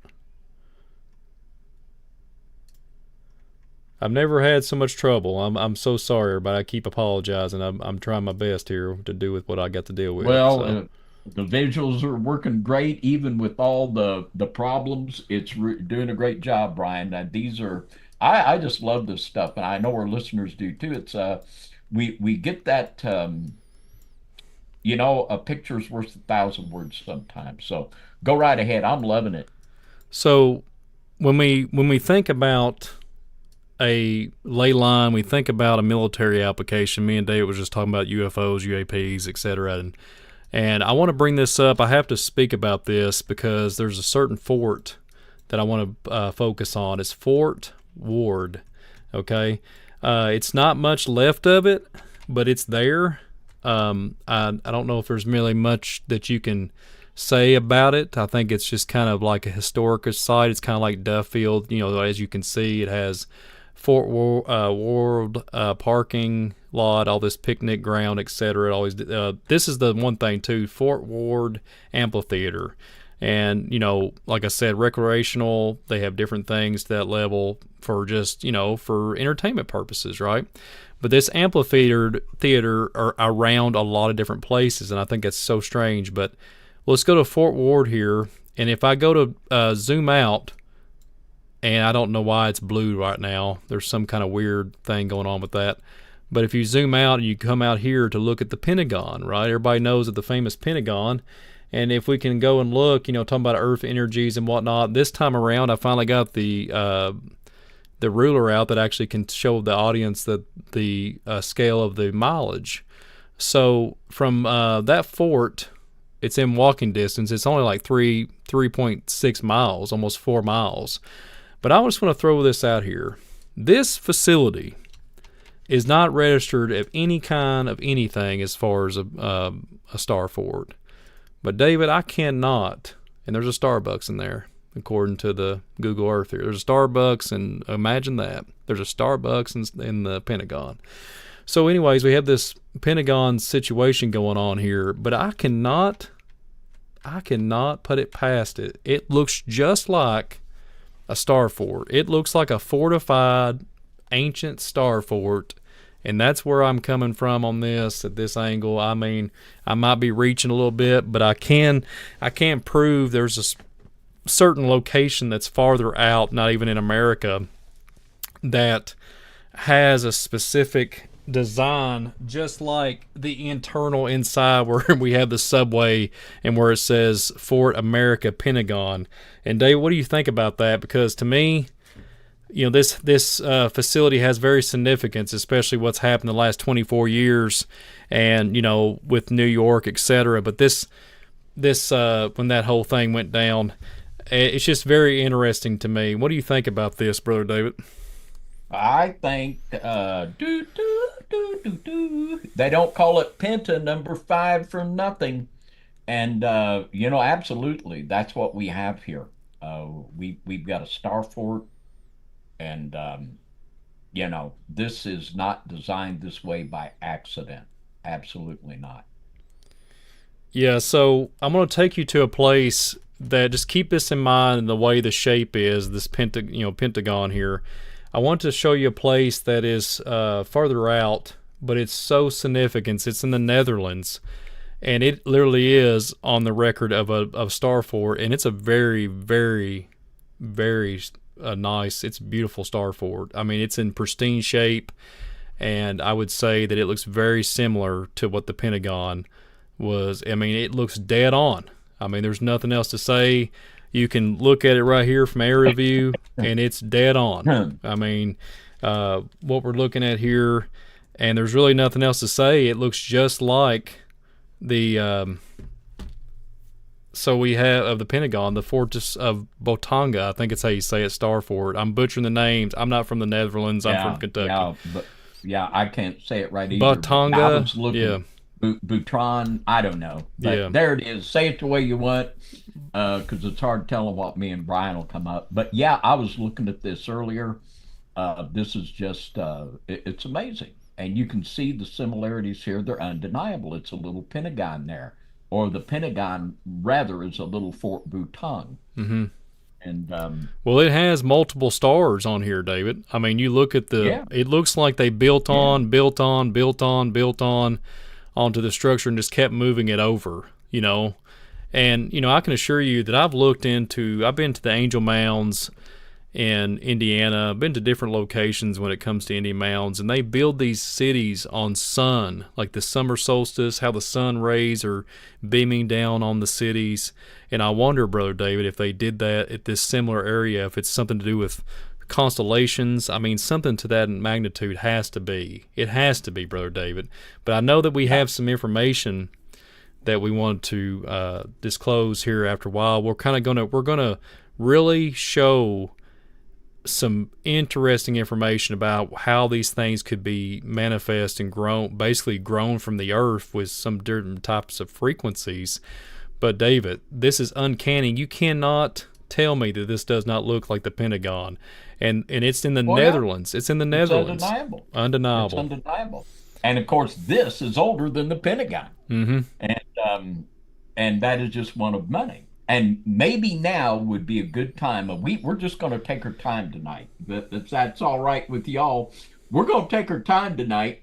And this might be a real good time to bring in that video. We're over about an hour and 20 minutes in here. And we'll bring in this video. And this video was from about 5 years ago. John Pounders and I, we did a Starfort broadcast on the Midnight Ride. And this is just so good. Even if me and John did do it, it's good.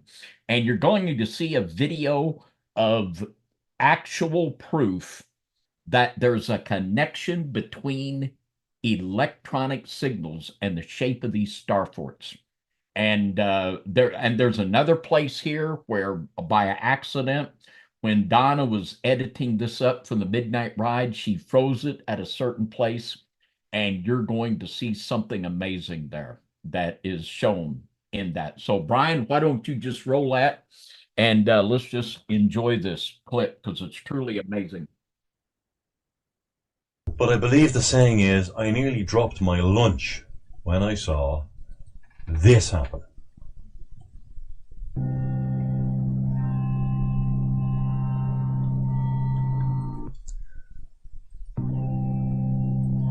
Now, the tones you're hearing in the background, if you were to play that tone, folks, the oscilloscope set up the same way. This is a bog standard oscilloscope. You can buy any oscilloscope in the junk shop, right? Set it up. He tells you how to set the settings, and then just play this sound, and this will appear on the oscilloscope screen. Now, I'm going to tell you why I think this has something to do with star forts and why it's important in a moment. Here we go. The oscilloscope set up the same way. This is a bog standard oscilloscope. We are about to see the structure of star forts. Boom. Start to emanate from the sound and the frequency on the screen. Can you see it? Do you see what I'm saying?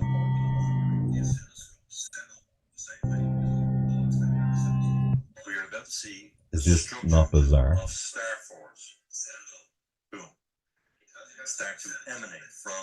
I think there might be another clip too. Oh, you wanted me to play the next one too? Yeah, okay. Let's play the first two clips. All right.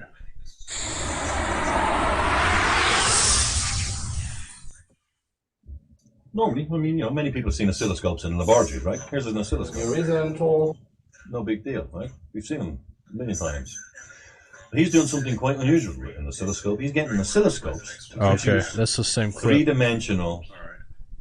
I may not have the right video. I put the two videos to see what slide do you have there.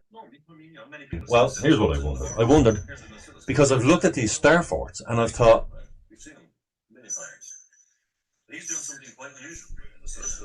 All right, well, there you got it. Now, we just have to file this under, oh my gosh.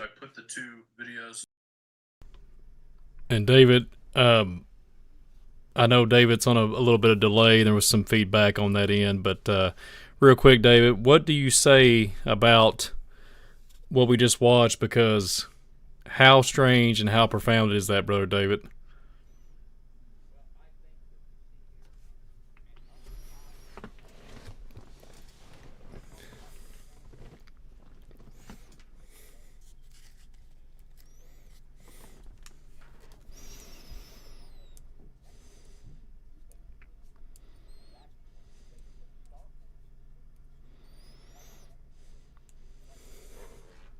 I have one for you, and I've thought about this. Repeat that, Brother David. You was muted. Forgive me. You was muted. Okay. Well, we've seen here, we talked about the Zamzuman, they that buzz, the Nephilim.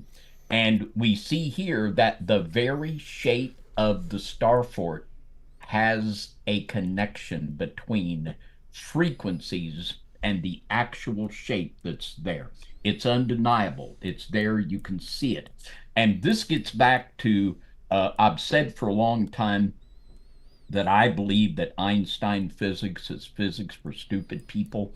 And when you get back to the concepts of Tesla, of the electric universe, this makes so much sense. And that's another whole deep dive into that. But this really is an undeniable connection between frequency, Nephilims, and the star fort. Now, did that video play up to the place where we saw the Ouroboros?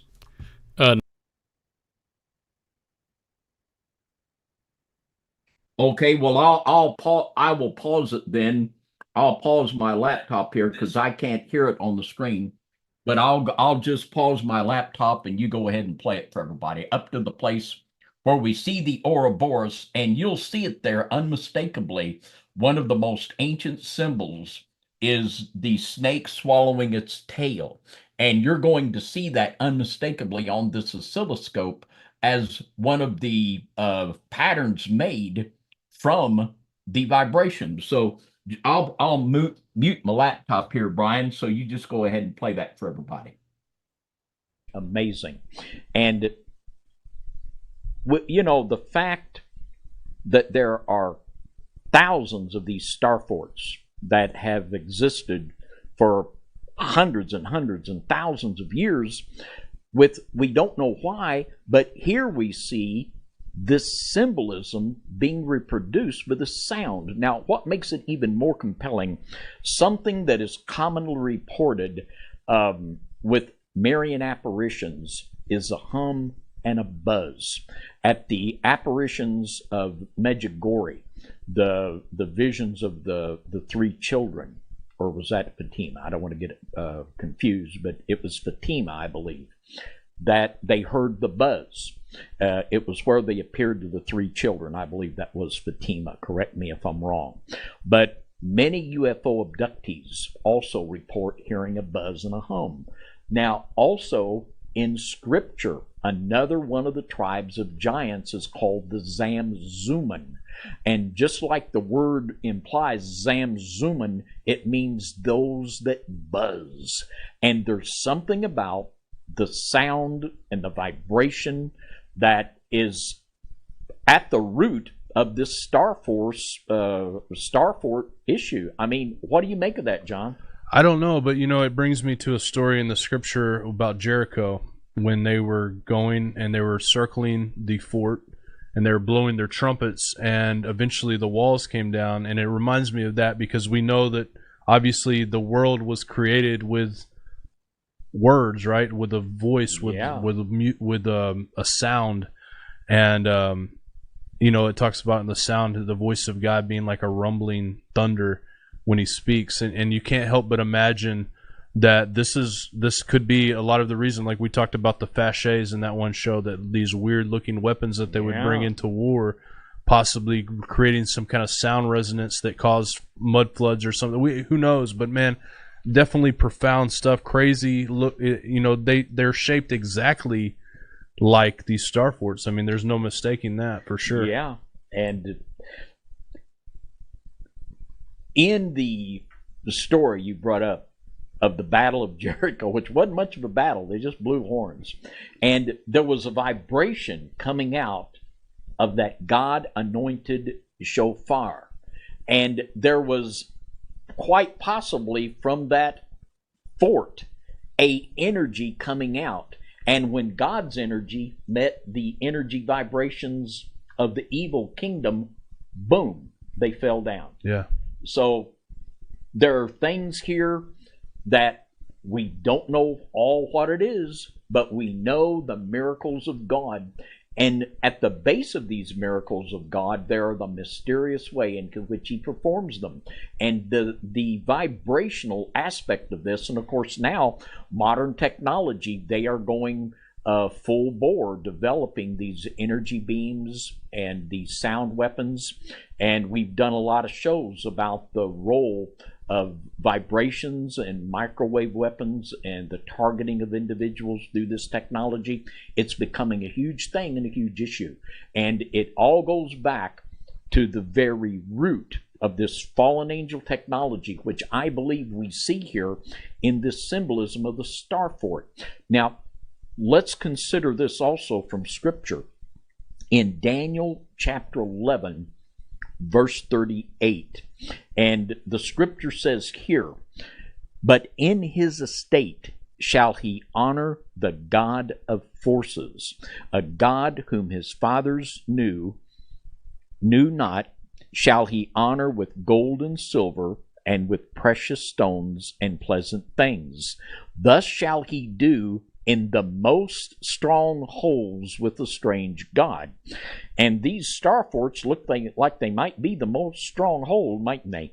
And in the translator notes of the King James Bible, it says forces or munitions, the Hebrew mazuim, or God's protectors.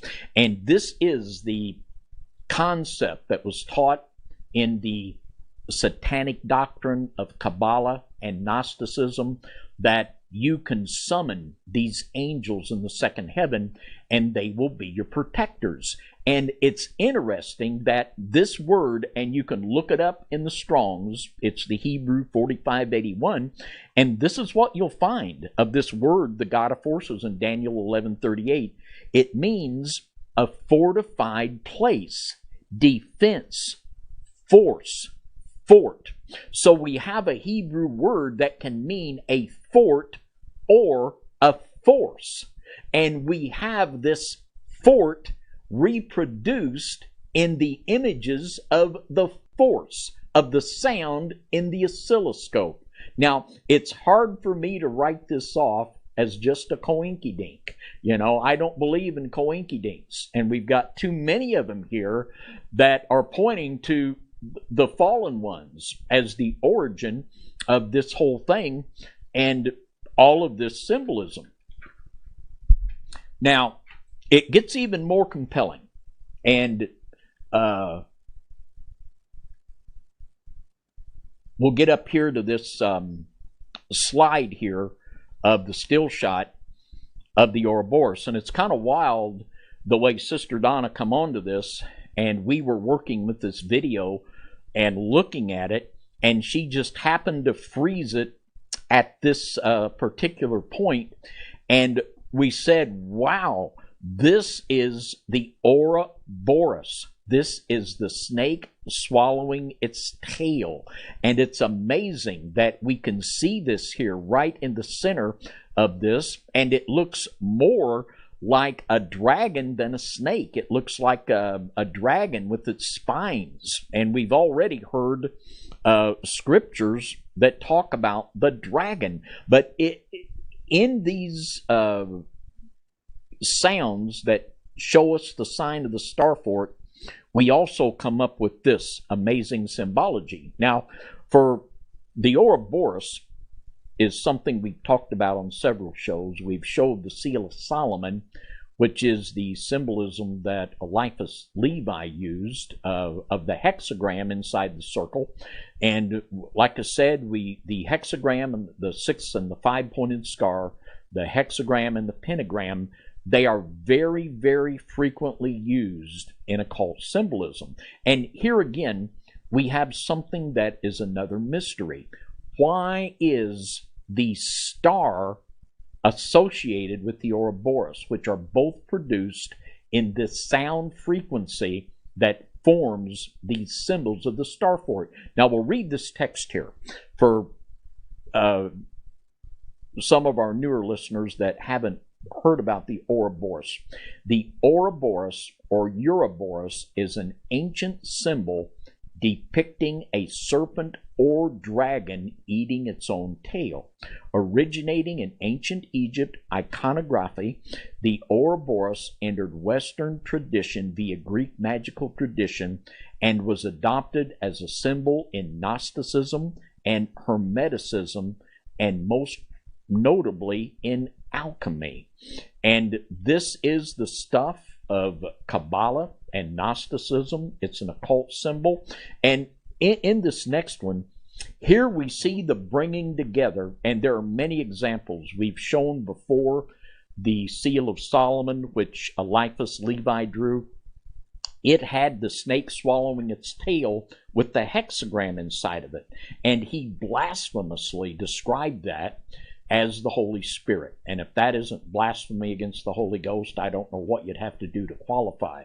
This is also quoted in Albert Pike's Morals and Dogma, and also in Bridge to Light by Rex Hutchins, that this is the meaning of the Ouroboros around the hexagram that was drawn by Eliphas Levi. It's rank blasphemy, if anything ever is.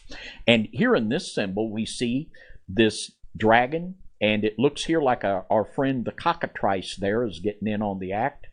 And it's swallowing its own tail and surrounding the 5-pointed star. Now, we saw both of these symbols produced in these images from the sound waves. Now, is it possible that these symbols were originally drawn because of the worship and the frequencies that were taking place in these starforts? And just like these symbols, why did people start doing this, using these symbols?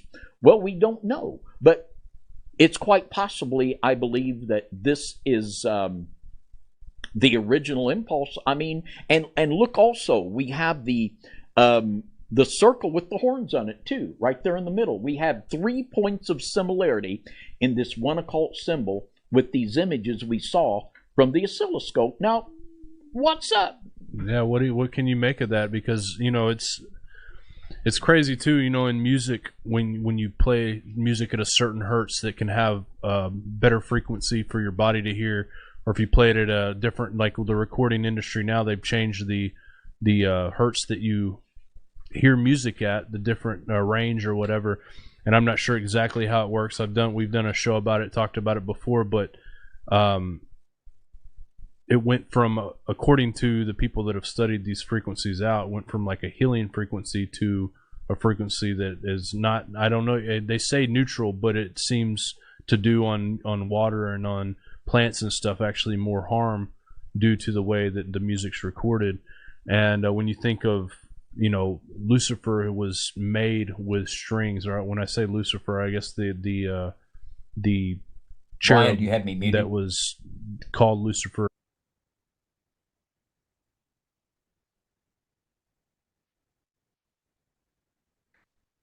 Well, I was just wondering if we're up past the place where we saw the Ouroboros, I think we can cut it. Yeah, and you just go ahead and pick it up. I know you have got it, but I mean, there it is. I mean, it blows my mind that this is a reality. It's undeniable, and also in that symbol of the Ouroboros there, it also reminded me of a lot of the symbols you see that the Catholics use of the Sacred Heart of Mary. That's another thing we could compare. But a lot of this symbolism and a lot of these earthly structures, they're actually connected with shapes that are made from vibrations. It's undeniable. But Brian, I know you got a lot more in the tank here. You just go ahead, brother, and I'm just not in a hurry tonight. I know you got some really more mind-blowing stuff. Just pop it to us, brother. Yeah, thank you, David. But yeah, what you and John did on that program, that's mind-boggling for sure. That was a home run. Now you see TV Midnight Ride program, but so David, I have just, since we're taking our time, and I just my gears was turning. What's left in my brain? It's a little fun plug-in of humor there. After the tech issues, my ley lines are about to fry. So here's the thing. So if we have these vibrations on the ground, we have these star points, we have we have constellations in the sky. And when I look, and I've took a P1000, a Nikon, and I've zoomed in on stars, supposedly stars, right? And you can see it. You see a lot of people online doing it and whatnot. You'll see it like rippling. You see water, and it looks like a star. Like it sometimes the frequency and the harmonics, it kind of looks like what you and John, what presented on the Midnight Ride. It looks exactly like that. It has this ripple effect, different colors, bluish, greenish color, and it makes you wonder. Well, I remember about Hitler, if I'm not mistaken, I think it was Orion. I think some of these military bases are literally made out like a constellation. Like whatever the constellation is, they built it like the architect work was on the ground, just like the constellation. Am I wrong on that, Brother David? No, sir. So if they have some type of connection like that, so let's not fool ourselves. Why? So America has very few star forts. But if you go to Russia and you go up north, that's when it gets really, really interesting. And let's just get back into let's go back to Google Earth, because I got a lot to share tonight. Let's go back to the Google Earth imagery here, and let's see what else we can unravel here when it comes to these star forts here this evening. But check this out, if I can get the Google Earth to work. All right, so let's go back and look at America. And well, let's before I go to America, let's check something out. So everybody knows about Giza, right? And the Egyptian, the pyramids, and all that. I have a place, I cannot pronounce the name to save my life, but even Brother David, even Egypt has Star Fort, just one. So if Egypt, I cannot pronounce that name. Maybe you can see it on the screen here, Brother David, highlighted in red. I cannot pronounce it to save my life, and I'm not going to try it. But you don't want me to try either, I guarantee you. So check out this star fort, and it is not too far from the pyramids of Giza. It's not that far. Look at that, Brother David. Just analyze that for a little bit. Let me get a better perspective here. Check that out. And It's smaller scale, yes, but let's just say we have the same architects. That is impressive, isn't it? So here's my speculation on all this. We did Atlantis in America program. We talked about Lemuria. We talked about different concepts and different information. Would it be is Atlantis? Is there remnants of Atlantis in America? And when you look at the design of these star forts, they all have the same similar architect work. And then you would think, okay, so we're in Egypt. So why does this look just like the same ones that's in, let's just say, Fort Wood from, Statue of Liberty, or you have the definitely the Vatican. I wanted to show you how far it is from the Giza pyramids. It's not that far. I mean, it's not a walking distance, but it is in the vicinity. It's not that far. I mean, for it to be in Giza, okay. So we got to, you Nephilim had a big stride anyway, didn't they? Say it again. The Nephilim had a big stride. Oh yeah. I mean, it's not. But what I want to point, yeah, for sure. But what I want to point out is the ley lines. Okay, so there's a ley line. Here's the Star Fort, and then we have the Giza pyramids. Okay, and so we have the Giza pyramids, and we have the Star Fort. But we have this green. It's real faint. We have a ley line right dab the middle. But if you look and you do the mileage from the Star Fort to the pyramids, it's only about 8.5 miles, Brother David. And guess what?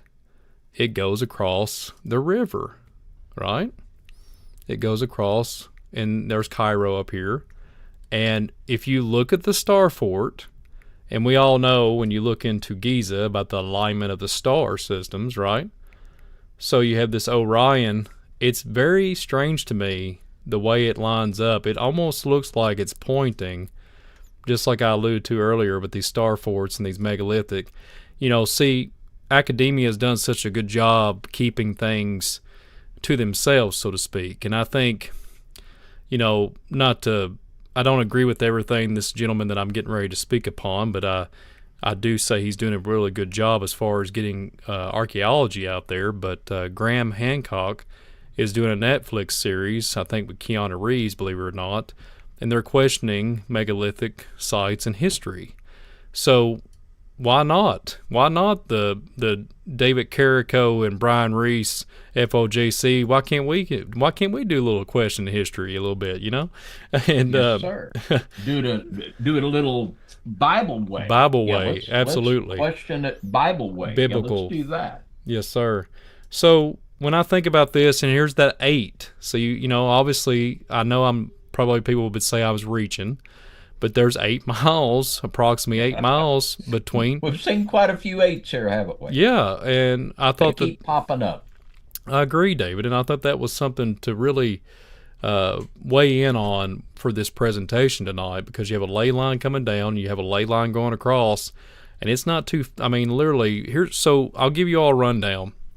So on the ley lines, if you live, let's just say 30 miles to 60 miles in circumference in the radius of a ley line, it can be very strong. And certain ley lines are more stronger than others. There's some more minute and just weak. But some of the energy, supposedly the energy sources that resonate off of these, it can disrupt things even at a 60-mile radius from the ley line. So keep that in mind when we're looking at this green line, and then you look at the surrounding area that we haven't even brought up, or even there's nothing. We'd be here all night if we scavenged the whole area of Giza.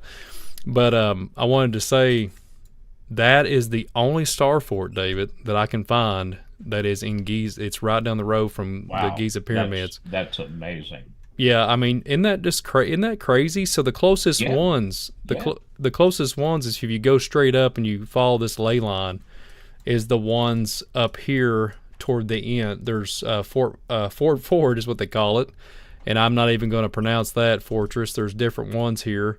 It's just strange to me. Of course, they're on the shoreline. But it's way. I mean, there's a big distance from that star fort to Giza. I mean, we're got a 100-mile radius, There were all these closer proximity forts, but there's 4 forts, and then you go down into which you have Giza. But I wanted to point that out. Something must have went down, David, right? So we're talking about at the beginning of the program when I had so many tech issues, and it took over for me, and you said the portals, right? You started talking about portals. So could you say with 100% assurancy that there's something here very significant with the Giza pyramids, with the alignment of the Orion?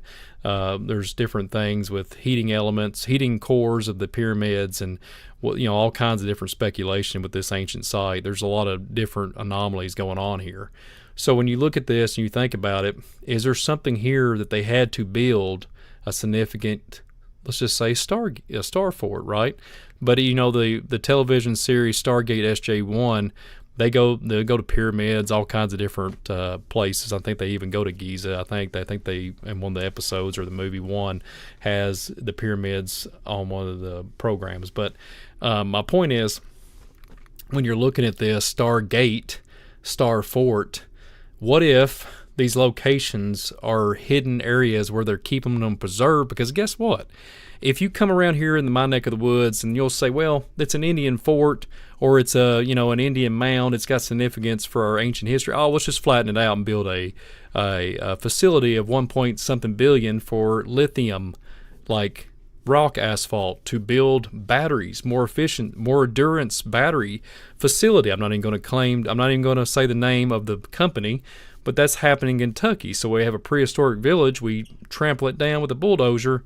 But see, these star forts, everybody, there's significance, because if the star forts are not significant, then they would have destroyed them a long time ago, especially this one over here that I cannot pronounce the name. So I wanted to just kind of hone in on that for a little bit before we move on. Is there anything you'd like to talk about on this particular site, David, before we move on to the next one? Well, in my mind, there absolutely is something there. It's undeniable that there's definitely these things were pre-planned in antiquity for various reasons. And there's something else here, and I'll throw something else. I'll throw you another curveball here, Brian. But would it be possible for you to pull up Fort McHenry? I noticed Fort McHenry. Someone in the chat mentioned Fort McHenry, and there's someone help me out here. Wasn't Fort McHenry the place during the battle in the War of 1812 where the Star Spangled Banner was written? Now, somebody help me out with that. I believe that I might be correct on that. But Fort McHenry is another star fort. Like, say, there isn't as many in America as in Europe, but it's amazing the history of America that was tied to these star forts. I'm trying to find it real quick, Brother David. I'm throwing you another curveball. If it's too hard, Brian, don't do that. But I believe it is. Yes, it's in Baltimore. Yeah.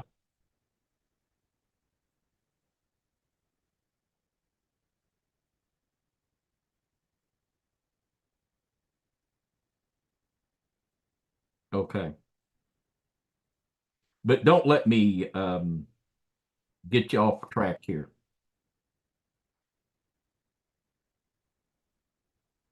Yeah. So this one looks very similar to the one that we referenced in Netherlands, if you think about it, because they have it looks very articulated. Let's just face the facts here. If we can't even build a modern day home, we can't even build a piece. There's buildings that was built when I was a child that are destroyed, not because of weather, not because of flooding, not because of any kind of natural disaster or some semi or somebody driving through them. It's because the architect work and the construction has been lackluster. So you mean to tell me that we're going to be sitting here saying that we can build star forts just like that and say, oh yeah, this can be mastered at any time? So when we look at this McHenry, see here we have in Baltimore, we have the Star Spangled Banner National Historical Trail. Yeah. Right. There I was right about that. You was dead on, David. Yeah. And is that a raised area, like a mound there, that green there, Brian? Is that what we're looking at? You're talking about right here? You're talking about right here, the whole fort? Yeah. Is that yeah, it's kind of a raised section. Yes, sir. It is. That looks like Serpent Mound to me. It does look like Serpent Mound to me also, but it is raised, Brother David. It has a raised. So I don't know whether that was man-made or a mound or what, but that reminds me of the Serpent Mound's what it reminds me of, because that's how my mind works. You know For how sure. my mind works.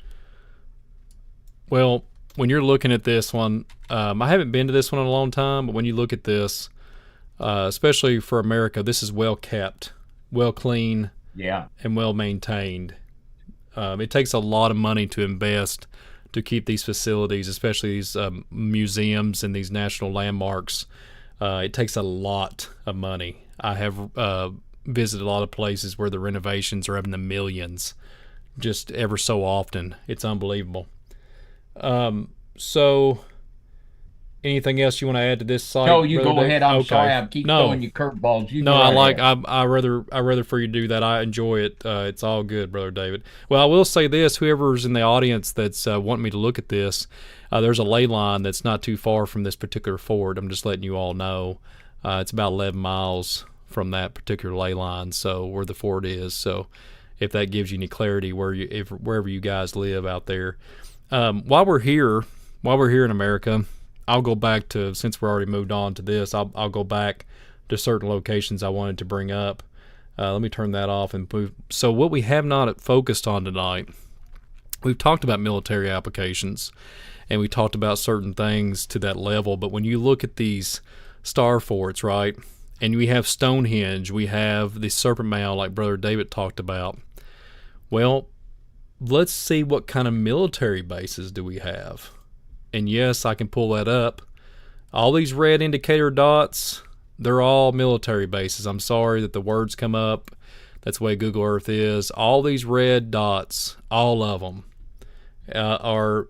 I'll turn off the star forts so it won't be so confusing. All these are military bases. Every one of these areas are military bases. And then I'll turn the ley lines off so everybody, excuse me, let me turn that off. Let me go down here and boom. So as you can see, abundance. And from what I was talking about earlier at the beginning of the program, this is why I was bringing up those slides, and I'll bring those back up real quick. So keep this in mind when you're, and I'll come back to this real quick. Check this out. So we have the tunnel systems that's going underneath the United States, catacombs. I mean, it's everywhere. It looks like honeycombs, right? You're talking about bees. And I referred to the limestone and different things to that level. But one thing, just some extra stuff here for the program, is there's one particular place I want to focus on, and me and David's done a program on it recently, actually, is the Bermuda Triangle. Bermuda Triangle, very, very interesting place, something very compelling about this area. There's a lot of different things. There's a lot of speculation. People go missing, all these different things that went down in World War II, all kinds of different things go way back, even in the pirate days, right? And so when I think about the Bermuda Triangle, I think about two things. I think about the pyramid that's supposed to be on the floor of this, the so-called ocean. Supposed to be speculation of a glass-like pyramid, and there's been all kinds of crafts and all kinds of things that's been seen around that goes bump in the night. So let's go to the Google Earth imagery here, and I'll show you guys what I have found at the Bermuda, and which is very interesting. So Brother Dave, you're going to love this one. So check this out. Let's turn off the military bases and let's go back to the Bermuda. So check this out. We have 3 star forts that are in the Bermuda Triangle. Of course it's 3, right, Brother David? They couldn't have had 2. Of course. So we have Bermuda Fort, Bermuda Fort, Bermuda Scar Fort, Bermuda Fort Victoria, and then guess what? We have your island, David. It's called St. David's Island. There we go. But when you look at this, and the first thing I'm thinking of is there's 3. So the Bermuda is not that big, but whoever fortified it, right, they put one on each point, right, besides this straight stretch here, and it says Mount Pleasant, mind you. So if you zoom out and you look at all the star forts here, but if you go further out, there's nothing in the Atlantic Ocean. But you can go out to Africa and you can find several here, but that's a long distance for Bermuda Triangle. But like I said, there was no need for any kind of defense or operation on this side because there's nothing out here, supposedly, right? I mean, they could not. Surely Google didn't, and surely the people are not lying that there's a hidden Lemuria Islands here in the middle of the Atlantic Ocean. Surely not. I'm just kind of being, I guess, mischievous there. But the thing is, these 3 forts are facing the North America.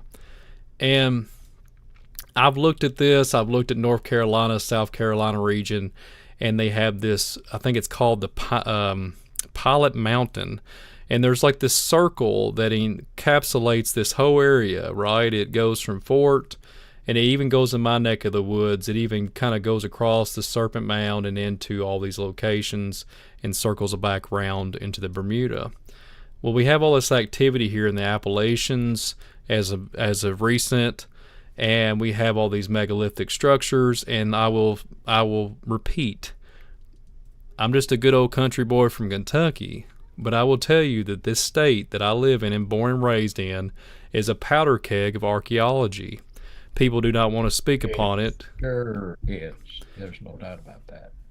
Absolutely. So here's the thing. When you look at all these forts, like we was talking about earlier with Fort Duffield, but why would they? Let's just zoom in on the Bermuda Triangle. Look how elaborate and complex these forts are.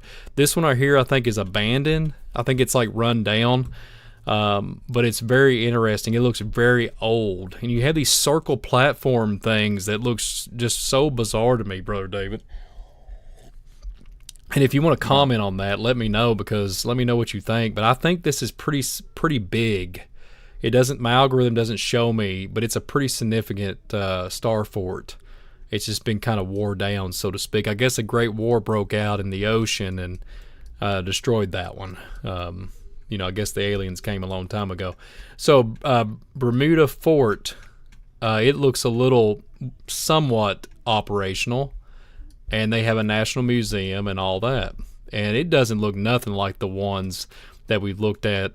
You can see the ancient architect work, though. Like right here, you can see it. It's just like we seen when we looked at Fort Wood at the Statue of Liberty. You can really look at the architect work here on the base. You see that right there, Brother David, how it's all Yes, sir. So it looks like it could be older, or it could just be wore down from the ocean and whatnot, and just the tide coming in. I get it. But this one over here, the Scar Fort, it's looking a little rough. Okay, it looks a little rough. But it has predominantly an area where you can kind of make it out and kind of navigate through with the area. But I thought it was astounding that there was 3 there. And when between, you have the JFK, you got NASA facility over here, and we all know what goes on with the rockets, etc. And I wanted to bring something up, Brother David, while we're in this vicinity. He was talking about portals and stuff. I mentioned earlier about missing people and, the different things to that magnitude. But let's check this out. I've got a story. Got a story to tell. And when I look at this story that came out several years ago, this gentleman, maybe some people know this story, maybe you don't. Mr. Danny Felippez, I think it's how you pronounce his name. So if you look at this story, David, it's a wild one. It's just bizarre. One that'll make you just kind of say, what just happened with that, and what's going on with this dude? According to the report, he somehow was going skiing, right? And he had skiing gear on and whatnot, and all of a sudden, I think if I'm not mistaken, there was some type of accident or something. He hit his head, or I think it was an avalanche or something in Pennsylvania.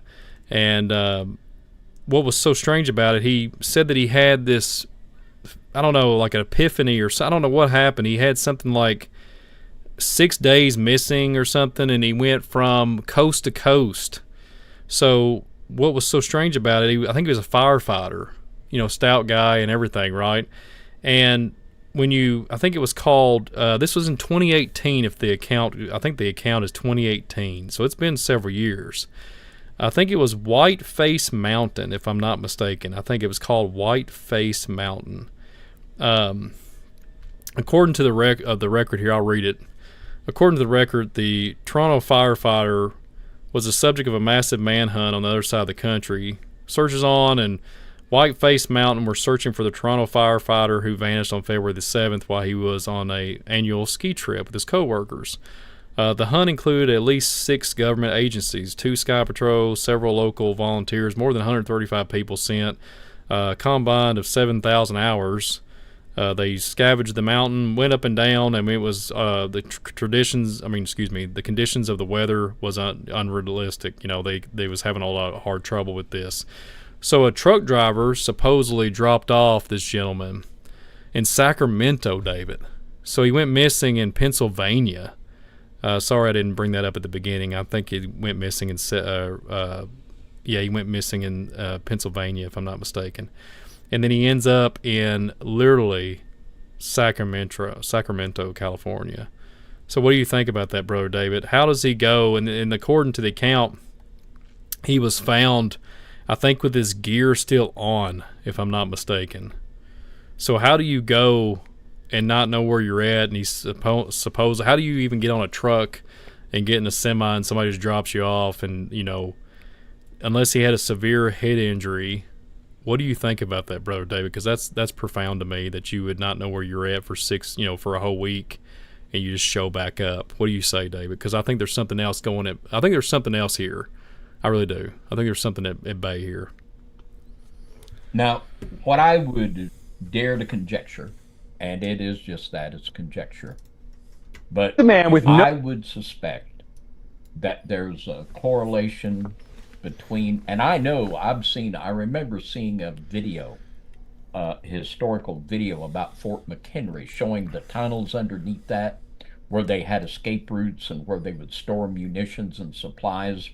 And I would venture to suspect that there are tunnels connecting star forts, that there are tunnels from star forts to these big DUMBs, these underground facilities, and that there could very well be a connection between this and all of the missing children and missing individuals. And it ties in, I think you're going to be able to show a connection between the missing 411 things in national parks and star forts and ley lines, can you not?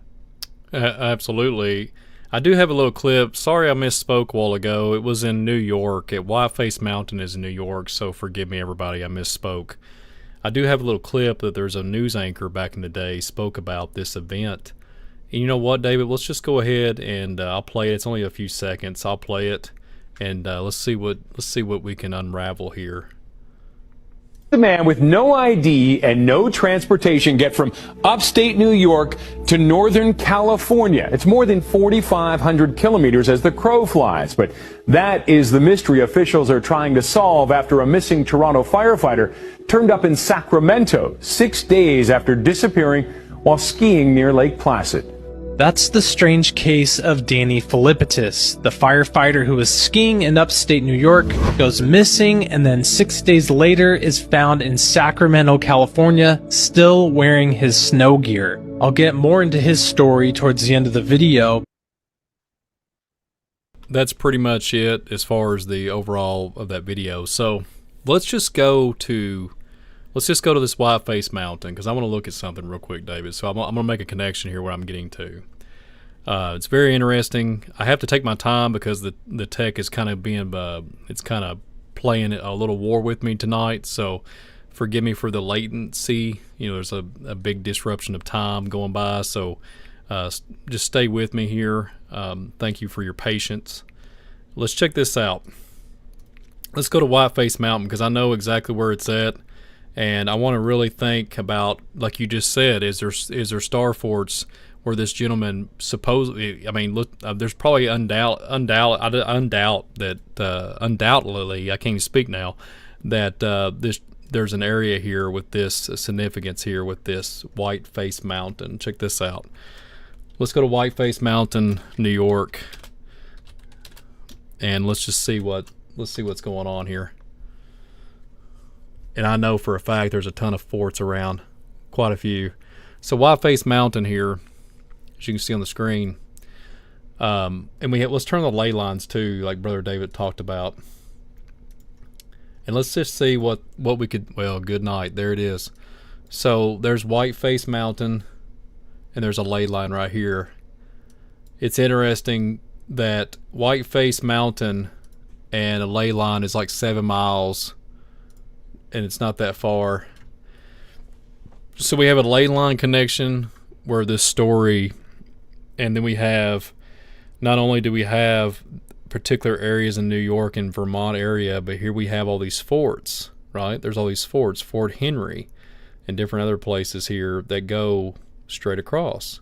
So let's just say here, if he goes across, like that video alluded to, so if we have Sacramento, we know out in the western region of America, there's only Fort Stevens, like we talked about at the beginning of the program. But we have Sacramento down here in this area.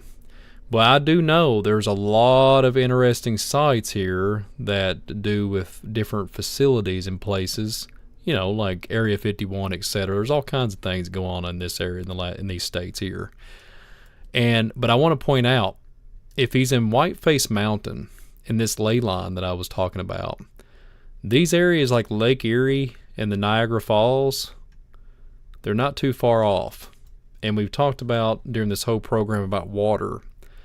And definitely when I said earlier about Pennsylvania, I talked about the Allegheny, the Allegheny River, and talking about the tall reptilian and tall giants coming out of the water. Could there be some type of weird anomaly going on here, Brother Dave, with portals, right? And that gentleman's, I mean, that it could be a hoax or it could be legit. 6 days without contact with anybody, and then he just randomly, magically shows up at Sacramento, California.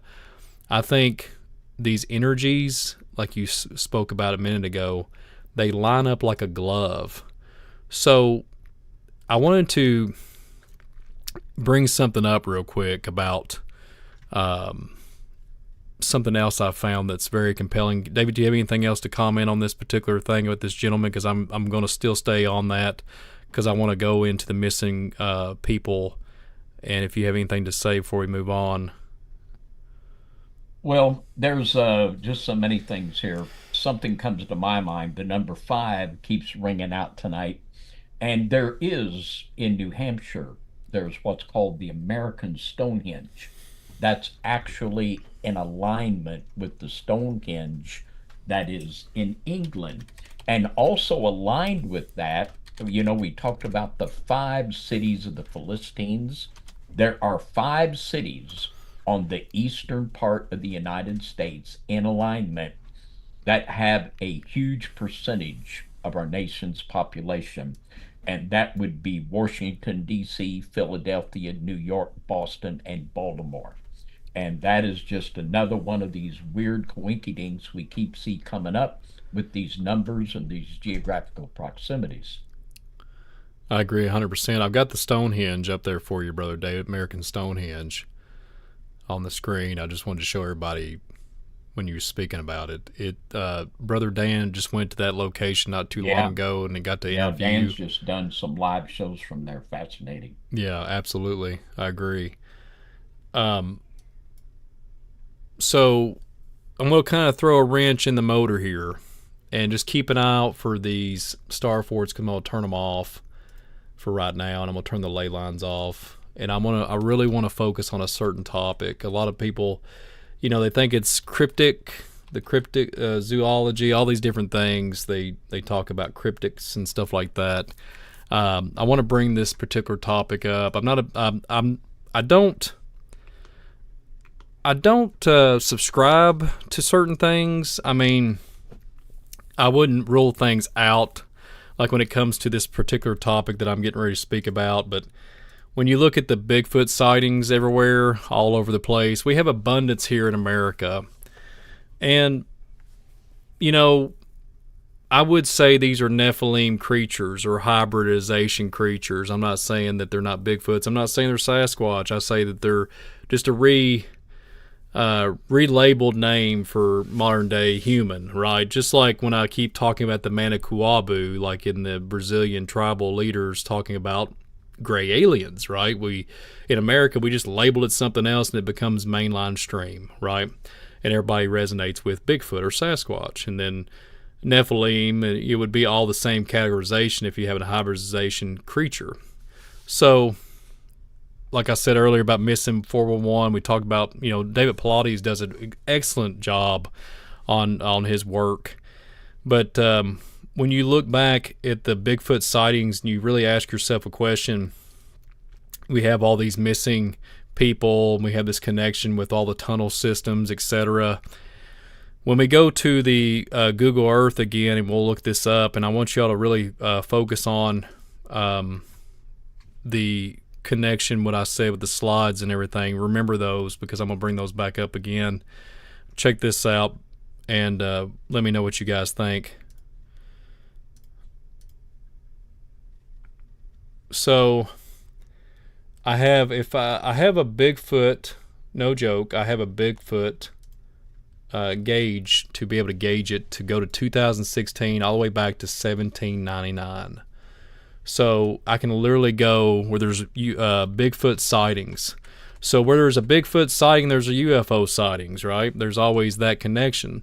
But I really want you all to focus on the Google Earth here and remember what I brought up a minute ago when I brought up the missing people, the tunnel systems, and then also I look at this and check this out. If I pull up the military bases, if I pull up the star forts, you see the significance that they all kind of look like a vinyl. You could put a vinyl on top of page after page after page. There's a very the data starts stacking up. There's similarities here. There's anomalies with all these different things.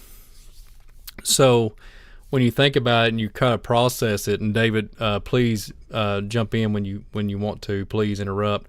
And you think about all these different star forts, right? Fort Union and all these different locations when it comes to military applications. And I know that I don't agree with this individual I'm getting ready to bring up, but Stephen Greer, I don't subscribe to his stuff, but I do every now and then. There's certain things that just trigger my mind with what he brings to the table, and I think he was talking about certain places that I have these highlighted red spots would be these military bases that have a different, let's just say, evil intent for military bases that are under black op projects that do different space agencies with Lockheed Martin and different, I think, Raytheon and different other organizations that have highly advanced technology, right? And so when you look at the Star Fort here at Fort Stevens, the abundance of Sasquatch, Bigfoot sightings. And then I thought to myself, there's Fort Union here, and then definitely over here on all of these side. And it's kind of funny. It doesn't even show, you got all the forts in Bermuda, but there's no sightings there for the Bigfoots. This is, and there it goes into the Canadian area here in Canada, and you wonder, like we talked about at the beginning of the program about the Alaska connection with Russia and the Tartarians, and if all these. Each one of these you can specify, you can click on them, the specifics of each one. It'll tell you the account of each Bigfoot. And if we checked on them all, we'd be here for 10 hours and probably couldn't even get through a third of them. Here's the thing. So we got Canadian in the Canada region. We have all down the bluegrass states, all in the Appalachian area, down the east coast of America. We have missing people.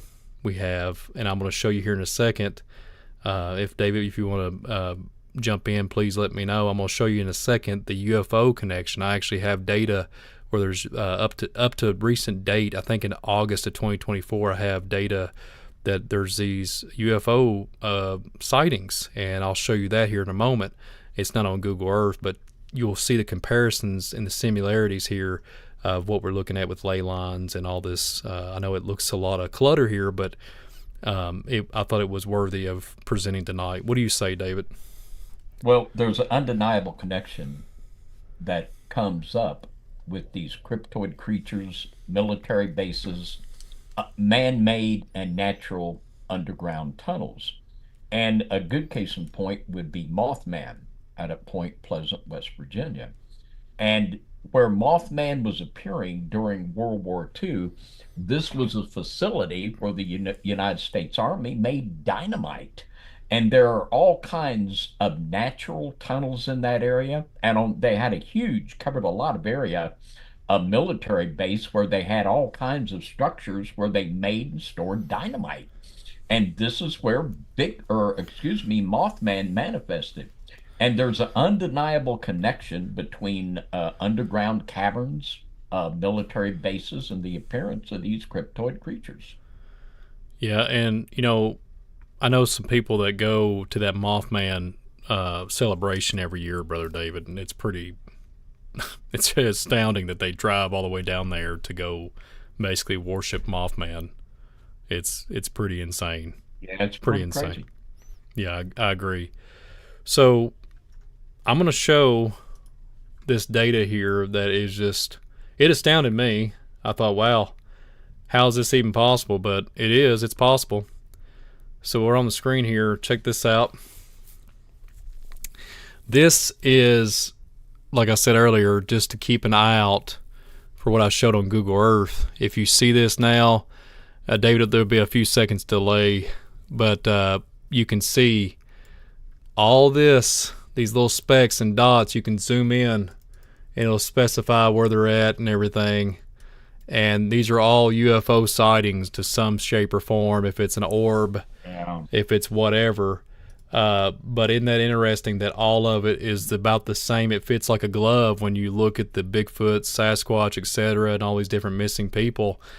I mean, David, my conclusion to this, star forts, as above, so below. You look at the Skinwalker Ranch reports, and they say there's something in the sky they're communicating with when they're shooting rockets up. There's something communicating. They'll see orbs pop up when they shoot rockets for the test that they do.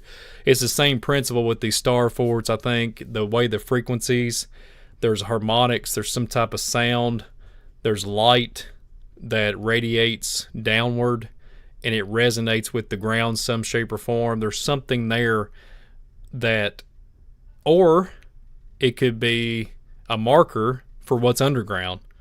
That could be literally just a marker, and it's just like a front, and everything else, that's just like a remnant, and everything else is under the ground, all the complexity stuff. When you look at the, Harvard was coming out not too long ago, said, we've got these advanced people that live beneath us. They literally come out and said that a few months ago. We have this advanced some kind of alien race that live below our feet. Well, could that be remnants of the star forts? Could they be setting? It's all we can all speculate, but the information's there that this stuff is. It's not just for show, is it? I mean, because we can't do that anymore. We can't build the Tartarian structures. We can't build the star fort structures. We can't even, like I said earlier, we build Dollar Generals on every street corner, and they fall apart because somebody hits it with a semi or whatever. You know what I'm saying? There's always like some type of, narrative going on. But these things are built like forever. The longevity. I see someone in the chat here, bless your heart, Daisy Day, saying this is the first time she's ever been here. She says, wow. Well, welcome, Daisy. That's how we roll here at FOJC Sunday Night Live. And I want to also welcome all of our new listeners. We're getting so many new listeners, and I want to take this opportunity here to ask anyone that's listening that hasn't subscribe to our FOJC Radio Underground Church. And also, and we're going to go on here for a little longer, but I want right now for anyone that appreciates the kind of broadcasting we do here on FOJC Radio to hit the like button. Let's do a little Sunday night slam here. And on the count of three, hit that like button and let's get them algorithms rocking. A 1, 2, 3, slam. And let's hit that like button and let's get it rocking. And welcome to FOJC Radio, Sunday Night Live. Live. We are live. Bless you, Daisy. Someone here from Croatia. Croatia. God bless you. Coming in from Croatia. All over this good old flat earth. So go, and Daisy said there she's from Central Canada. Central so Canada. God bless all of you tonight. So go right ahead, Brian. Well, this particular map, it updates. I think it's the most updated version was in 2024 of August. So, I mean, I keep seeing sightings everywhere, David. You know, I've looked at podcasts, I've looked at whistleblowers, I've heard people say, you know, even at the congressional hearing, they're saying if the American people knew what we know, it would scare them half to death. They wouldn't go to sleep at night. And if they, you know, they say, I've heard people say they can abduct you out of your bed and put you right back there as snug as a bug the next day, blah, blah, blah, right?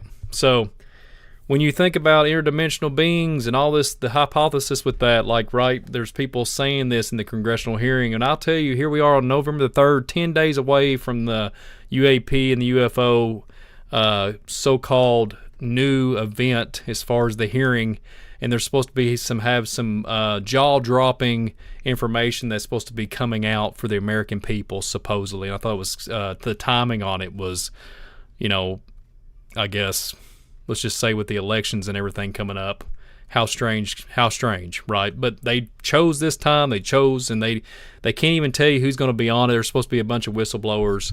But here's the thing. If you look at this and you think about all the stuff that we throwed out here tonight, and we know about different creatures and stuff and different things, the face peelers in Peru, all these things that's come out in the last year, the Las Vegas event, and we look at ley lines.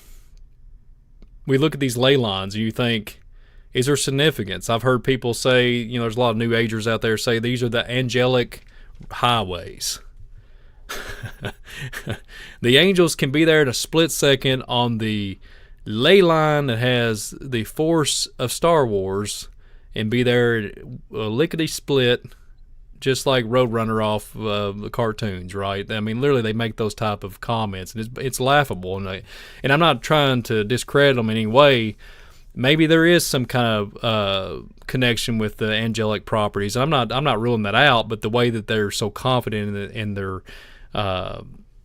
approach, sometimes you know, and I'm not trying to judge. I like to keep an open mind and give everybody the respect. But then some of this stuff, when it gets away from the biblical sound mind and you're off into the Wizard of Oz kind of realm, I have to start to kind of pull back from it, so to speak. So when you look at all these missing people, you know, there's cultures that are saying that the star people's coming, you know, the Hopi prophecy, all these different things, right? And I'll go out of the United States. There's sightings even in South America that they say that they've recorded here. So what you're saying, Brian, what could this be, right? Me and Brother David just did that Montauk project, or, you know, the time travel program, and Brother David's been putting out book reviews about the last president and Baron Trump's marvelous adventures and all that, Underground Journey and all that good stuff. So, and those books are written like 100 and something years ago and talking about these things in some very complex detail about certain things, material that they put on it, these individuals, and they go through these tunnels and they can like reappear. And I know what David knows what I'm referring to, but I have to watch what I say. So there's something to do with this. There's a compound. Let's just say that. And when you look at the UFO phenomenon and everything, I think it's called LK99 or something. There's some kind of element that they've come out with where you can make things levitate, right? You know, like the Vimanas and the Ifas and the different things. When you go back and look at the ancient cultures, right, you can see there was things that was levitating in the sky, right?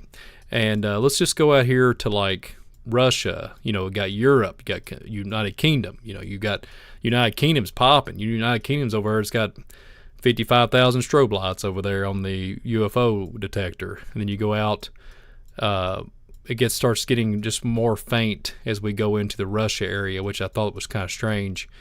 But they are in Japan, different locations, different site, India, and place in Australia. Got a few in Australia. Now we got some Australia listeners. Madagascar, you got 2. Madagascar, but my point is, these locations here where the UFO light indicators are, I could have took you to the star forts, and there were star forts all around these locations. Every one of them. There'd be like 1 or 2 here, and it just makes you wonder if, like I said a minute ago, just me speculating, is these star forts a marker?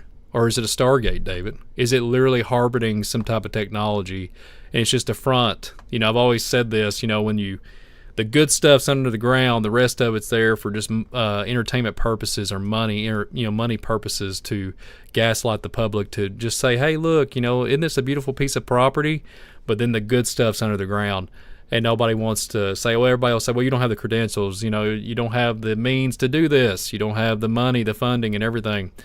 But Skinwalker Ranch does. Skinwalker Ranch has pulled that off in that endeavor. Yeah. They're pulling it off. And that gentleman has, and God bless him, he's got money to do it and got the means to do it. And there's, you know, God bless him. But my point is, we're sitting on a powder keg of information. And I think it goes back to what me and Brother David spoke about many times with Atlantis. They don't, or 1776, when you look at the whole thing, what America was based upon, and the, you know, used to be called the feathered serpent back in the day. You don't sit there and look at this and you know, collaborate all your thoughts and say, okay, so there's nothing to this. And when they used to call it the New Atlantis, like this would be the New Atlantis, so there has to be something to it. And I think it all goes back to Tartaria and all this. But I know I went a little long there, David. You get your take on this. Well, I think we've certainly given everybody a lot to chew on tonight. I've really enjoyed this broadcast, and I want to thank everybody that was a part of this broadcast tonight. This is like almost like we might call one of our epic Sunday Night Lives, where I just thoroughly enjoyed it, and we just let it roll for a while. But I think that we're just going to bring this broadcast to a close. And as always, Brian, I want to thank you so much for all that you do and what you bring to the table. But any final thoughts as we wrap this up this evening? Well, David, it's always an honor.